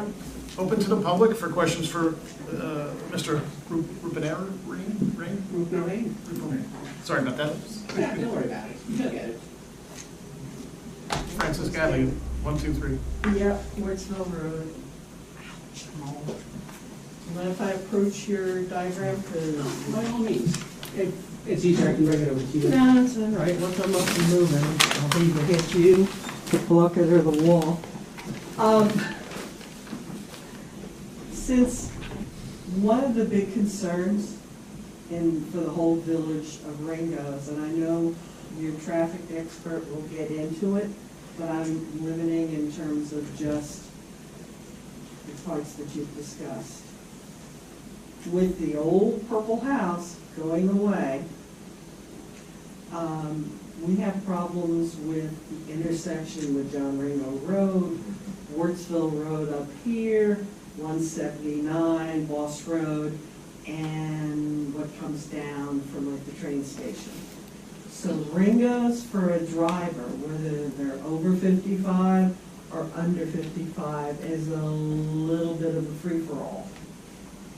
So we've not, despite the efforts of the township committee and county and things like that, people haven't been particularly successful in trying to get the state DO2 to do any traffic calming or anything like that.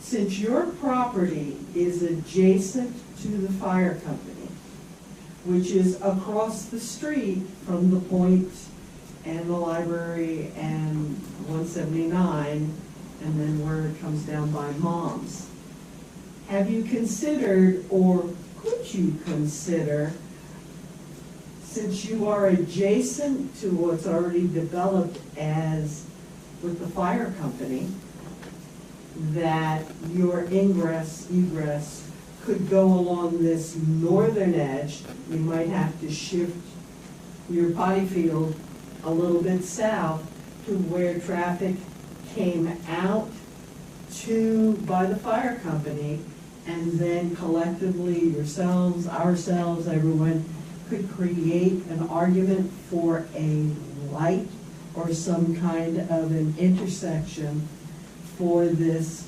rather dangerous spectacle of a road. So that's one question, because if this kind of all went away, or good chunks of it, and the road came out, and even if there was a waiver given to be close to the property line and your right-of-way was down there, it's a straight cheap shot from the fire company, and I'm pretty sure that hope their trucks can reach the height of your building, but it also might make for a safer access egress point for those involved. Also, I did not hear anything in your lighting and other kinds of things with the fire company. There's a big field here, all down the road right here, and then, and all that. There's a lot of residences. Have you considered your light pollution to what would be coming out towards Wardsville Road here, which is here in the back of people's property, as neighbors, even though the distance is greater, light has a way of getting where you don't want it to, or even that kind of a thing. It's, it's the detention pond and all that other kind of thing, but whether that got located or something to that effect, to where it could be conceivably, and it would even be a shorter distance. Another thing I didn't hear you say is, here's your parking lot. Are you using asphalt or permeable pavers? Which in an area where there's wells and septics and things like that, I know some of the projects that have come before this board lately, like Cabby's Place and whatever, they're using the permeable pavers so that water can go down, not just across and into the detention basins. I mean, the concept and all that I get,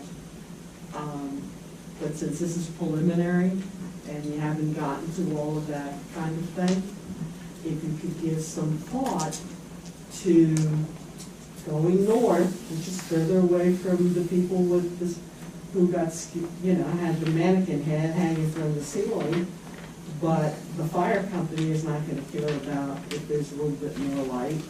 And we could all collectively get together and go to Trenton or DOT to try to get something that would be safer for this intersection. And it would also be a shorter walkway for your residents to get to the village and the carousel and Mom's or the library or things like that. And there might be some opportunities for win-wins, because this place, this road here, I used to race taxis across Manhattan for fun when I was young. This is a little akin to that. Just put your thinking hat on and consider it and all of that sort of stuff. That's it. Thank you, Francis. Yep. Throw a monkey around.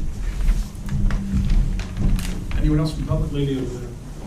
Oh, I'm sorry, ma'am. Allison Curso, 14 Wardsville Road. Did you design before you decided to demolish the house? No, this design was prepared with the intention that we were going to keep the house. Would you redo it? I mean, would you rethink it if that's the case? Because everything seems to be pushed that way. That's why I asked. It looks like you're keeping the house with this design. Well, so when the site plan was prepared, that was the original intention, but there are other geometric constraints. So for instance, the septic system can only go where the soils are accessible. So that's one criteria, and clearly not having access to public sewer, that has to work. So that really takes precedence over everything else, because that position somewhat dictates everything else.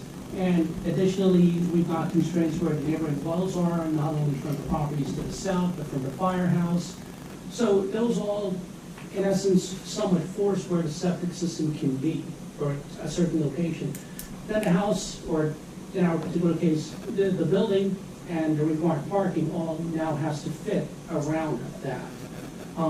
So have we looked at redesigning this? No, we have not. But just given where the septic has to go, it really doesn't leave much room to build a parking lot and construct a building. Site design generally works best when you can keep everything together. It's easier to manage the stormwater, it's easier to control where things are going and how things are going to function. When you start spreading them out, it becomes very inefficient, not only in terms of what we have to build, but how things are going to operate. It ends up requiring more infrastructure, for instance, more pipes, more inlets, and so forth, in order to accomplish the same thing. The applicant's original proposal, when we decided to site the building where we have it, partly was driven by where the septic system is, but also we felt that given the scale of the building and where we are, that it's better to keep the building further back in the property. When the architect testified, I think you're going to be happy, at least I hope you will be happy with the building design. I mean, I'm generally not very impressed with building designs, but I like this one. I really do. This one, I complimented Mark on what they did. It's a very pretty building, in my opinion. But I think we put it back in the property primarily so it's not as intrusive into this existing village neighborhood. So that's why we decided to put the building back. And then likewise, when you keep the parking lot further back into the property, you don't have the same issues with lights, headlights from cars having any effects on the neighbors. And that would be another consideration. If the building was up front and the parking was up front, then we have parking now closer to the residences that are already in this area.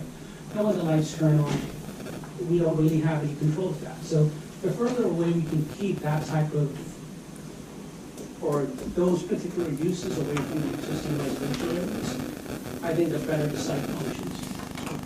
I had another question about the detention basin, following up on member Stetson. We've all seen what detention basins look like at local malls. Is this planned to be more naturalistic? So this one's going to have more vegetation on the bottom. So it's, I don't quite understand what you We mean. can go look at what the property looks like now. It's wet, and there are places where there are cattails and things like that. Would it be landscaped more like that as opposed to more like a detention basin now? No, so this one is probably going to be more natural looking. That's the question. I think it will, because the plantings that we're going to select, number one, they have to be native species as required by the state. The bottom of the basin is going to be landscaping. There's going to be extensive landscaping there that's required to provide the stormwater treatment necessary to meet the regulations. The sides of the basin, the sloped upwards portion of the embankment, that's going to have some landscaping, but primarily that's going to be grass.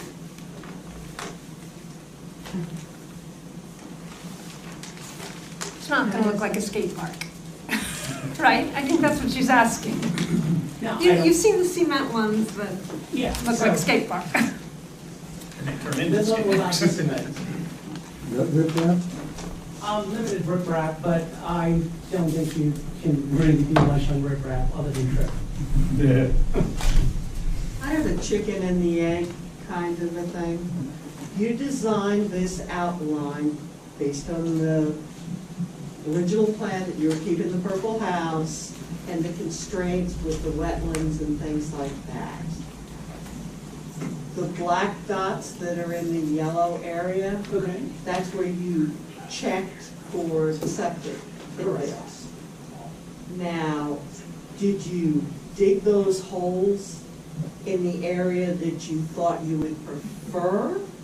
Or were you constrained into that area because holes that were land adjacent to that, should it flip or move slightly, precluded septic? Because you originally testified, or someone did, that the soils here were all very consistent. So, you know, Judge Perso and all that, you know, where your building and your parking lot and all that stuff is probably fairly close to us, to the back sight line at least of her house and things like that. So, you know, you're not, the question is, did you dig holes that failed, and so were you forced to put the septic system there, or is there potential for that rectangle for convenience or whatever? You know, it's easier to plug a rectangle into a design in CAD and things like that. You know, what came first, the chicken or the egg? Could it be outside of that little narrow box? So typically what you do in site, whenever these sites or these types of projects are being planned, we have an idea of what the needs are of the property. So for instance, we have a rough idea of what the building is going to be, we know what the parking is going to be, we have an idea of what the stormwater management requirements are going to be. And those are all, lack of a better term, they're blocks of spaces that we need to allocate. And they all have to work within the ordinance. They have to work within other regulations, for instance, DEP's requirements, the septic code requirement. Everything has to fit together. And because the goal always is compliance instead of seeking relief. Going into this project with that understanding that we knew, okay, we've got a building, we've got a parking lot, we need to account for stormwater because that's a given. We knew where the adjoining wells are. We've got to meet all of these various separation requirements, and we have to get everything to fit on the property. That usually leads us into a direction where we think we will start the process. We started here, and the results are acceptable. Could that yellow rectangle rotate 90 degrees and still meet your setbacks? In the same area? In the same area, but maybe, you know, be a little shorter and a little wider. It looks like there's room there, should you want to. So, I don't have any soil testing in this area. I know you don't, but you may end up getting some. The ordinance does require both a primary and a reserve septic system. That our proposal presently is that that area would serve as a reserve. Okay. So that area would, or it. So, in essence, basically this front part of the property gets reserved for the septic system. Or it could be, if it rotated 90 degrees, south of it could be the reserve too, towards your parking area. Could potentially, yes. So, because, I mean, if there's a way of fixing some of the traffic problems in Ringo's, I think you'd get more community support. And the way that you've got it now precludes that. But what proper is, put your thinking hats on and then see if there can be, you know, we paint ourselves into corners. The cow path is how the roads, and the way the cattle used to go to the stream is how the roads went. And that's how you end up with a road like Worksville Road down by me. I'm just thinking, anyway, I think you heard what I said. Not what I said. Thank you. Yes, ma'am. Linda Ramft. Just one question. The requirements that you use for the septic system, do you use East Amwell's requirements or the county's requirements? Because as I understand it, East Amwell is a little bit more strict than the county. So it depends. Like for instance, if you're in the Sourland Mountain, then all of the separation or the distance requirements double. So part of this is that the testing has to meet the septic code. And this application has to go to NJDEP for approval of the septic system design. Right, but I'm just saying, I know that I'm not in the Sourland Mountains, and I know that when I had the new septic system put in, they said that what would have been acceptable in Flemington was not acceptable in East Amwell. It's a little bit more strict because of all the farming and wells and just the way we are. So my question is, are you using the East Amwell requirements, or are you using the state of New Jersey or the county? So, in terms of the East Amwell Township requirement, yes, we are meeting their criteria for That's all I wanted to know. separations. Thank you. Thank you. Anybody else from the public? Move we close. Yes. Matt Ruppert, Aaron Road, Free Road, 16 Calvier, down here, please. Okay, you said you were having shrubbery installed. So we've got evergreen trees here. And how tall do you propose those are going to be? I have to check my plans, but they're probably like 5 feet at least. 5 feet, okay. I just have concerns about people, walking by, looking in my windows. I have a garden, I have dogs, I have family that come by, I have nieces that I babysit.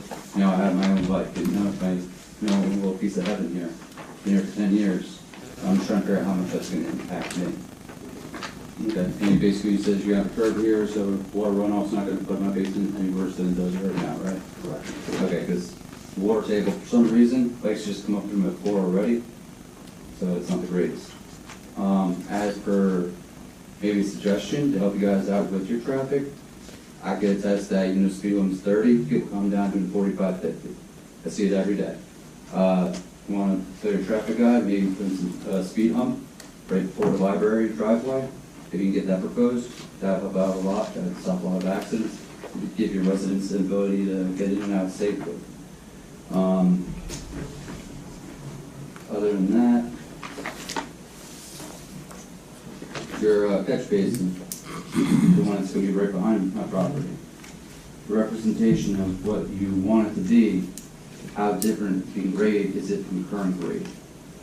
Is it going to be, you're saying it's going to be 18 inches, but are you going to grade down 2 feet and then make it another 18 inches deep? How much are you going to take away, or are you going to raise it up? I don't have the elevations on this map, but I can certainly provide you that information. Okay. Also, you said you didn't do any well water testing or anything yet? Correct, not at this point. Okay, I can tell you it's not great. Me and 3 other residents that are my neighbors, I can get you samples from them willingly. None of us can drink the water. So. Okay, that's it. Thank you. Anybody else, public? Motion to close, please. Motion. Second. All in favor? Aye. Aye. Thank you, sir. Thank you, sir.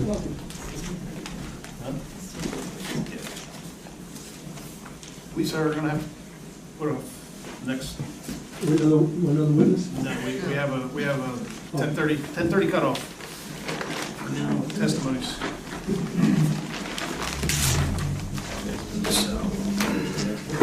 So we'll have to carry this application. Our next meeting in August, we're having a master plan hearing. And I spoke to Elena earlier, she said that probably should I didn't see schedule that. Ryan's also amended. So we have a number of applications. So who else do they have to present? The architect? Oh, we still have a planner, we have a traffic engineer. Mr. Lanza, how many more witnesses do you have? I have my traffic engineer, I have my architect, and I have my hydrologist. And the planner. And the planner. Okay, so 4. I can get all copy that work. You can't forget So you Mr. Banish. you need a full night, in other words. How can I forget Frank?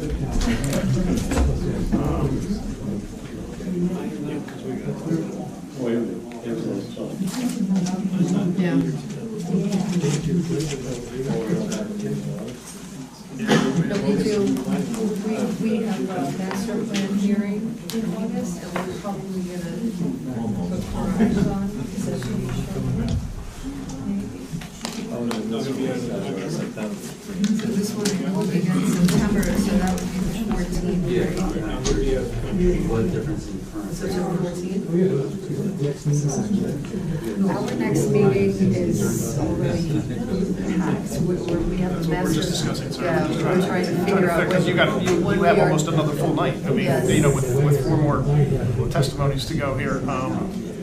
September? And our August agenda is already, September. I think that's gonna be the earliest that we can, you know. So we have to carry this now. We'll have to make a motion to carry this without further notice, right? I'm sorry? I probably need, yes, I need consent, and I also need an extension in time if necessary. I'm not really sure. Okay, all right, let's do that. Would it be acceptable for me to watch the video? Sure. We're not gonna vote for 14. Can't tell you that, Angela. You know what I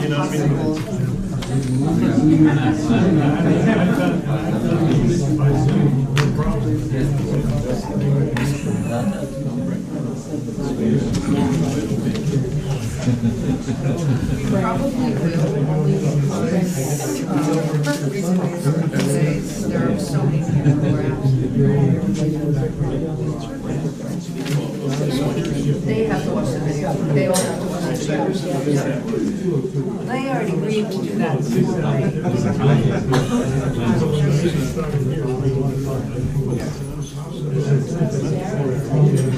Yeah. Oh. I think they need a full night because they haven't gotten even. No, and listen, the members of the public are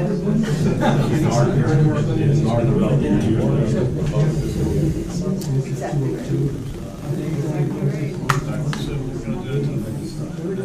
September 14th. Just stay sober on my birthday.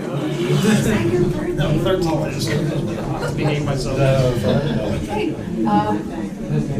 so we will carry this application to September 14th then. Okay, so can I have a motion to carry this application to September 14th with no further notice required? Can I get a second? Yes, second. All in favor? Aye. No, that's fine. Voice vote is fine. But just for members of the public, we've carried this application to September 14th. So this application will be heard by the board. It will be carried. It will be continued at the meeting at 7 p.m. September 14th. The applicant will not give any further notice. That's why we just took that motion. We just passed that motion. We passed that measure. Okay, so September 14th. I know the board has issues because you have a master plan, you have a lot of work.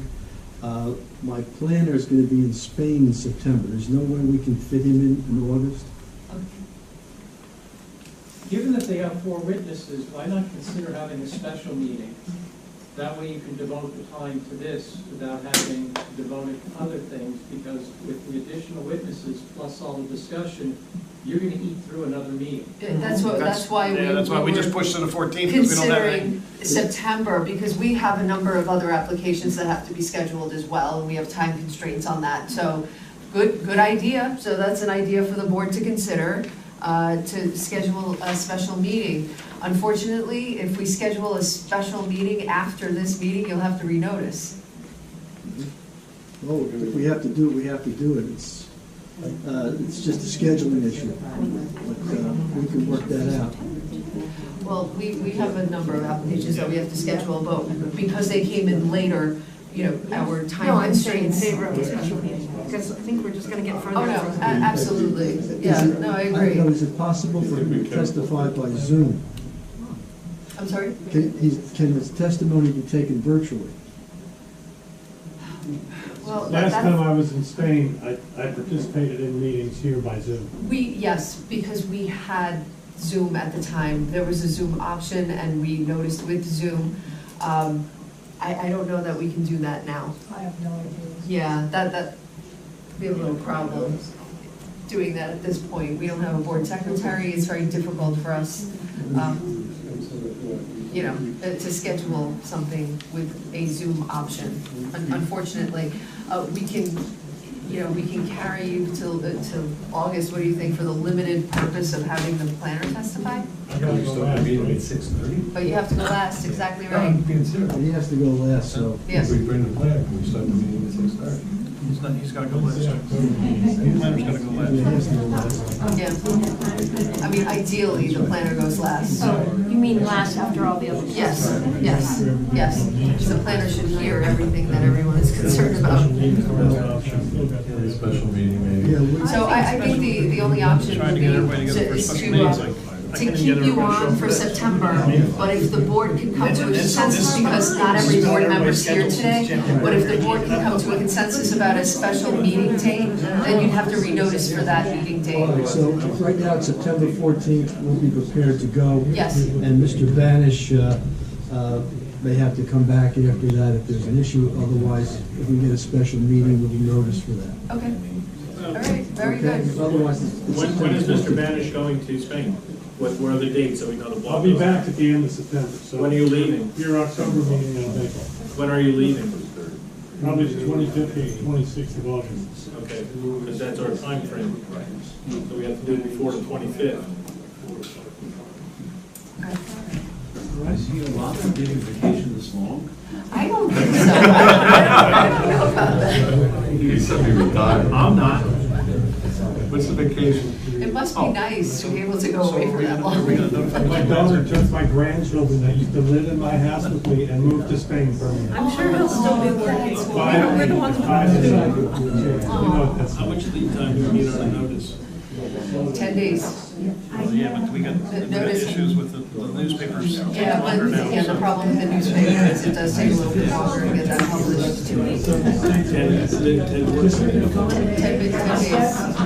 Not working days, just 10 calendar days, but we have to shoot 10 days plus paper. They need leave, they need like a week's leave time. First week of August.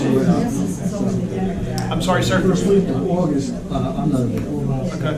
Okay, well, I mean, if Mr. Banish needs to go last, if he wants to go last, then that's not gonna work. So any special meeting that we're going to have will have to occur at the end of September or the beginning of October, or possibly, push you into our October meeting date. We can't do something earlier. Here the other, well, I want to be here to hear them too, so. Well, you can watch it, it's watch recorded, it. you can do like Watch- these guys watch did for it on- RCA. watch You it can go on on the YouTube. website and watch it on the website. Or on Yeah. YouTube. Yeah, because that's what these two gentlemen had to do for the previous application, because they weren't at the May meeting, so they had to watch that to hear the testimony from the other three people. Yeah. Because we split that meeting Frank, up. it's good entertainment. Thank you for all your help, I appreciate And it. absolutely, and we're on YouTube, we're famous on YouTube. Everybody watches us, it's great. Thank you, Mr. Lamb. Have a good night. Okay. Yes. All right, let's move on here. Let's get this done. All right, unfinished business. The master plan. We need that too? They probably went to the bar already. Probably in the bar. Good thing you can't. We have to suffer. There he is. There's class one. Where's class one? Come on, wake up, Mark. Let's just about to order pizza. There he is. Just, we have some details to go over about future things. I mean, Still requires. John's still sleeping, so He's out here. there's going to be another open to the public, man. Okay, you're going to be here with me. John Green, I think I'd like John to control this. I'm sorry, Why couldn't you go for Region 9? I just like. they were also looking for use John, variances. he's trying to give you this card so you can give it all to him. Because it's a combined board, so when we function as a zoning board, they have to. All right, That's the easiest thing. Have a good night, Mark.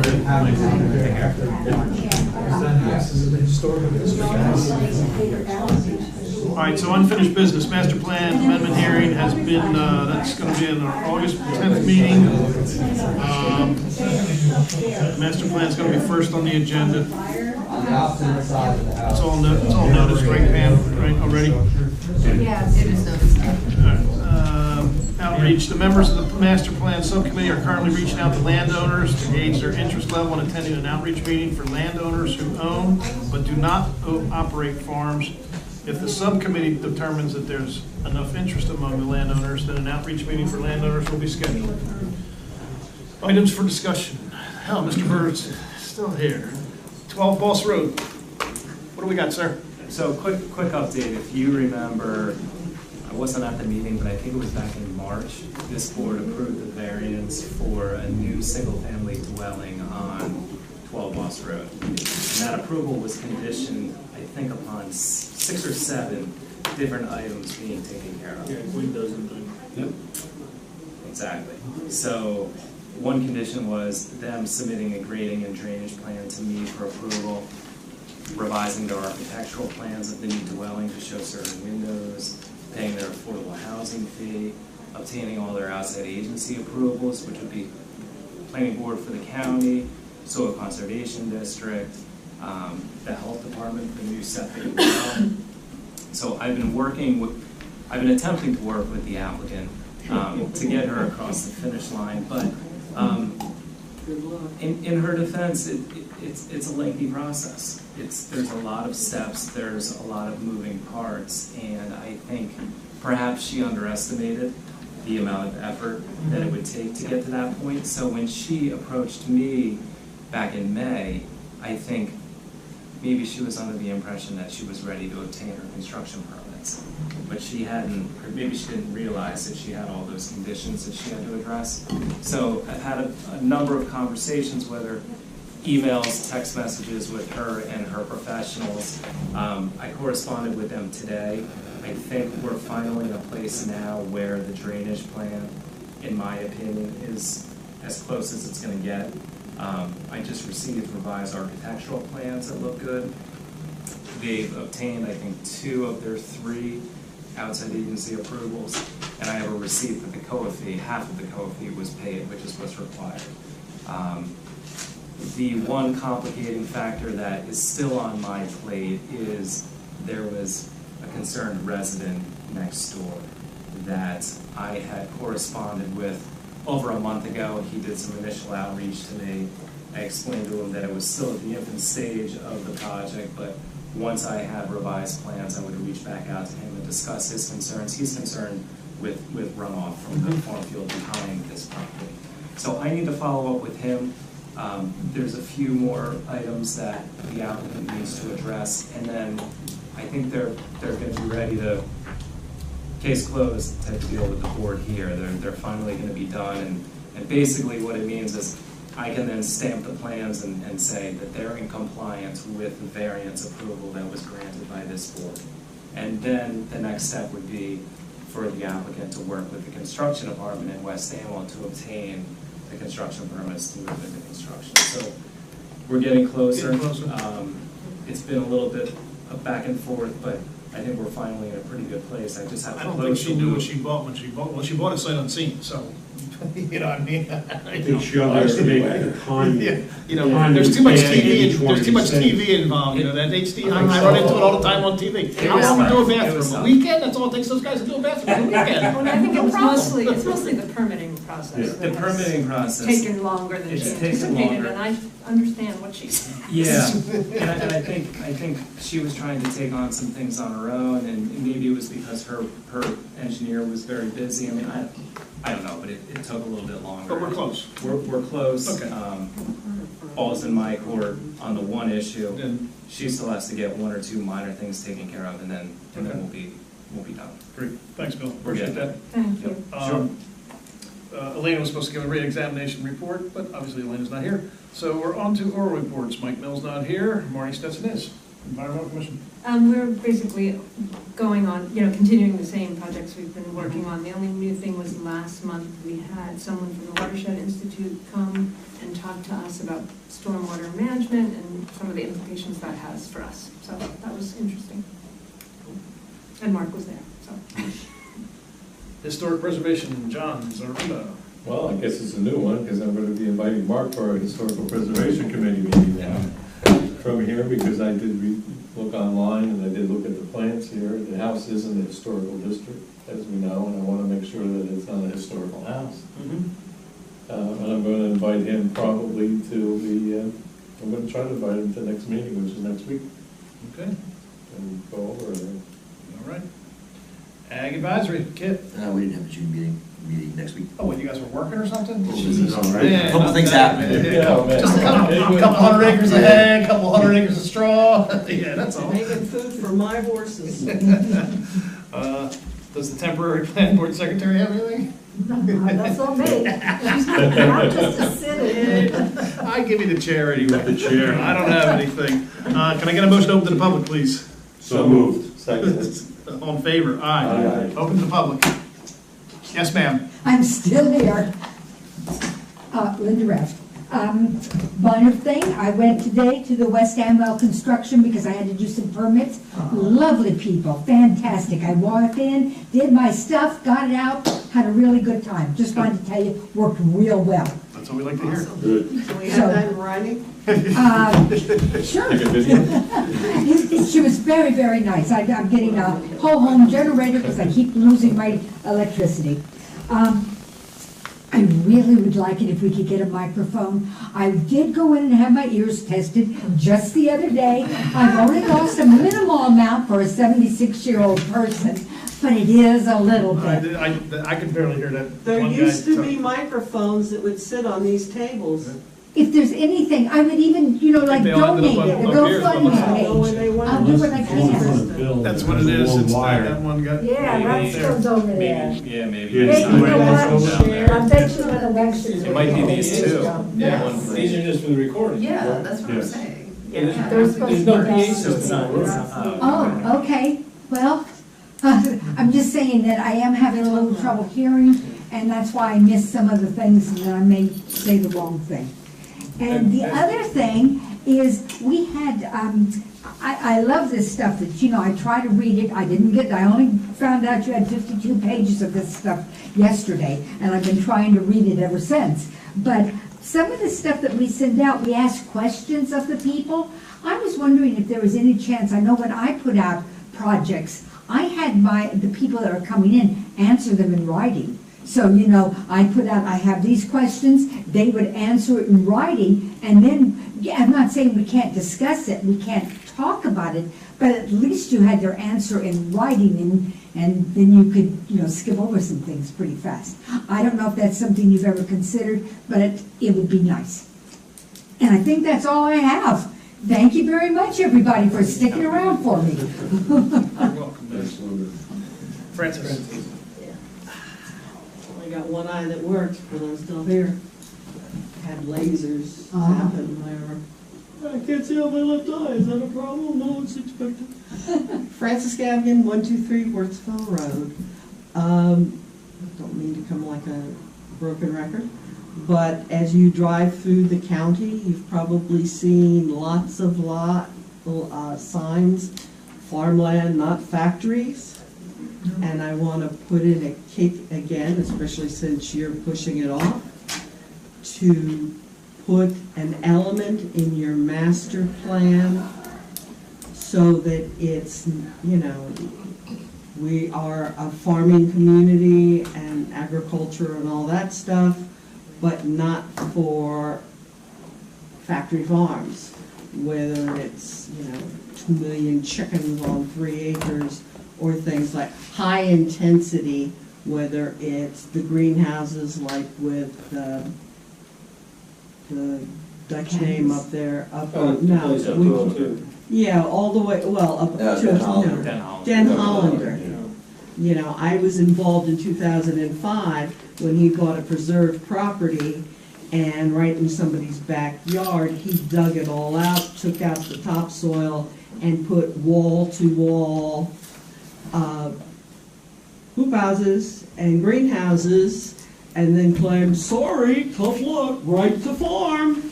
I don't want to see that happen here, and I think we are at risk of it happening if we are not careful to put language into our master plan that clarifies that we value the ambiance as well as the agriculture for sight lines, dark skies, and also not for big, or else we'll end up looking like just a mile down the road. And I think it can be done and be covered within the constraints of right to farm laws. And that would be a thing for you, but I would do sooner, not later.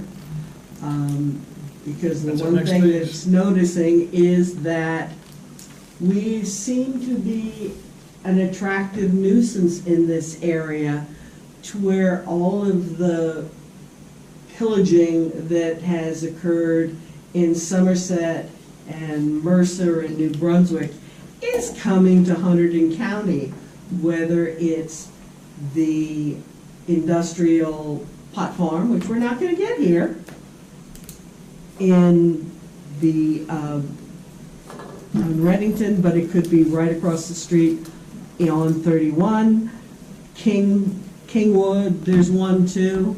I think we are at risk of being vulnerable to the last thing that was out there when we had inflation and recessions. Here come the developers, and I think we need to be careful to protect what we have and not let it slip away. Because as it stands now, I don't think that we have enough strong language to protect us from a right to farm by an industrial or an international conglomerate.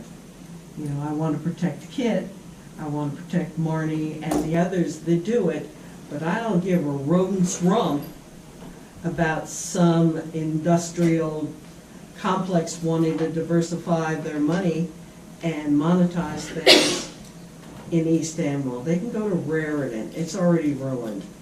Why they're not doing all this stuff in North Jersey or in Newark where they've got all these empty buildings is beyond me. But please consider protecting East Amwell from developers. I know you all are of that mindset, but it's here. Thank you. Motion. No, I just remembered my other question. Yeah, not the last word. I'm sorry.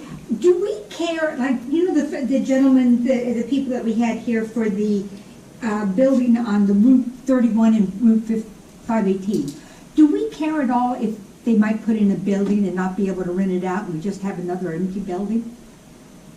I hate to tell you this, but I look at all of the empty buildings that are up and down the roads, and they're putting in this new stuff right next to something that is empty. And, I mean, we went through all of the stuff he's going to do, but does it matter? Do we even consider, but, hey, if he wants to spend his money that way, we don't care if we're going to have an empty building sitting there? The board can't consider that. That's an economic thing. That's what the applicant has to consider when they buy a piece of property. The board was presented with a concept. He asked for a variance. That's what the board granted him. If he can't rent it, that's his problem. I didn't know if we could get something like a bond to, realistically, if we were going to tear, you know, if it didn't get rented, could we get a bond to tear it down so we didn't have to put our money into it? No, we can't do that.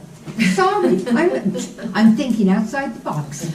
And we gotta think within the law. Yeah. Can I get a motion? Motion to adjourn. Can I get a motion to close, please? I did. So moved. No, second. Second. I adjourn. Motion to adjourn. Second, all in favor? All in favor. Aye. Yeah. Good night, everybody. Good night. Thank you, everybody. Sit down, so I can sound like Richard. Get out there, here.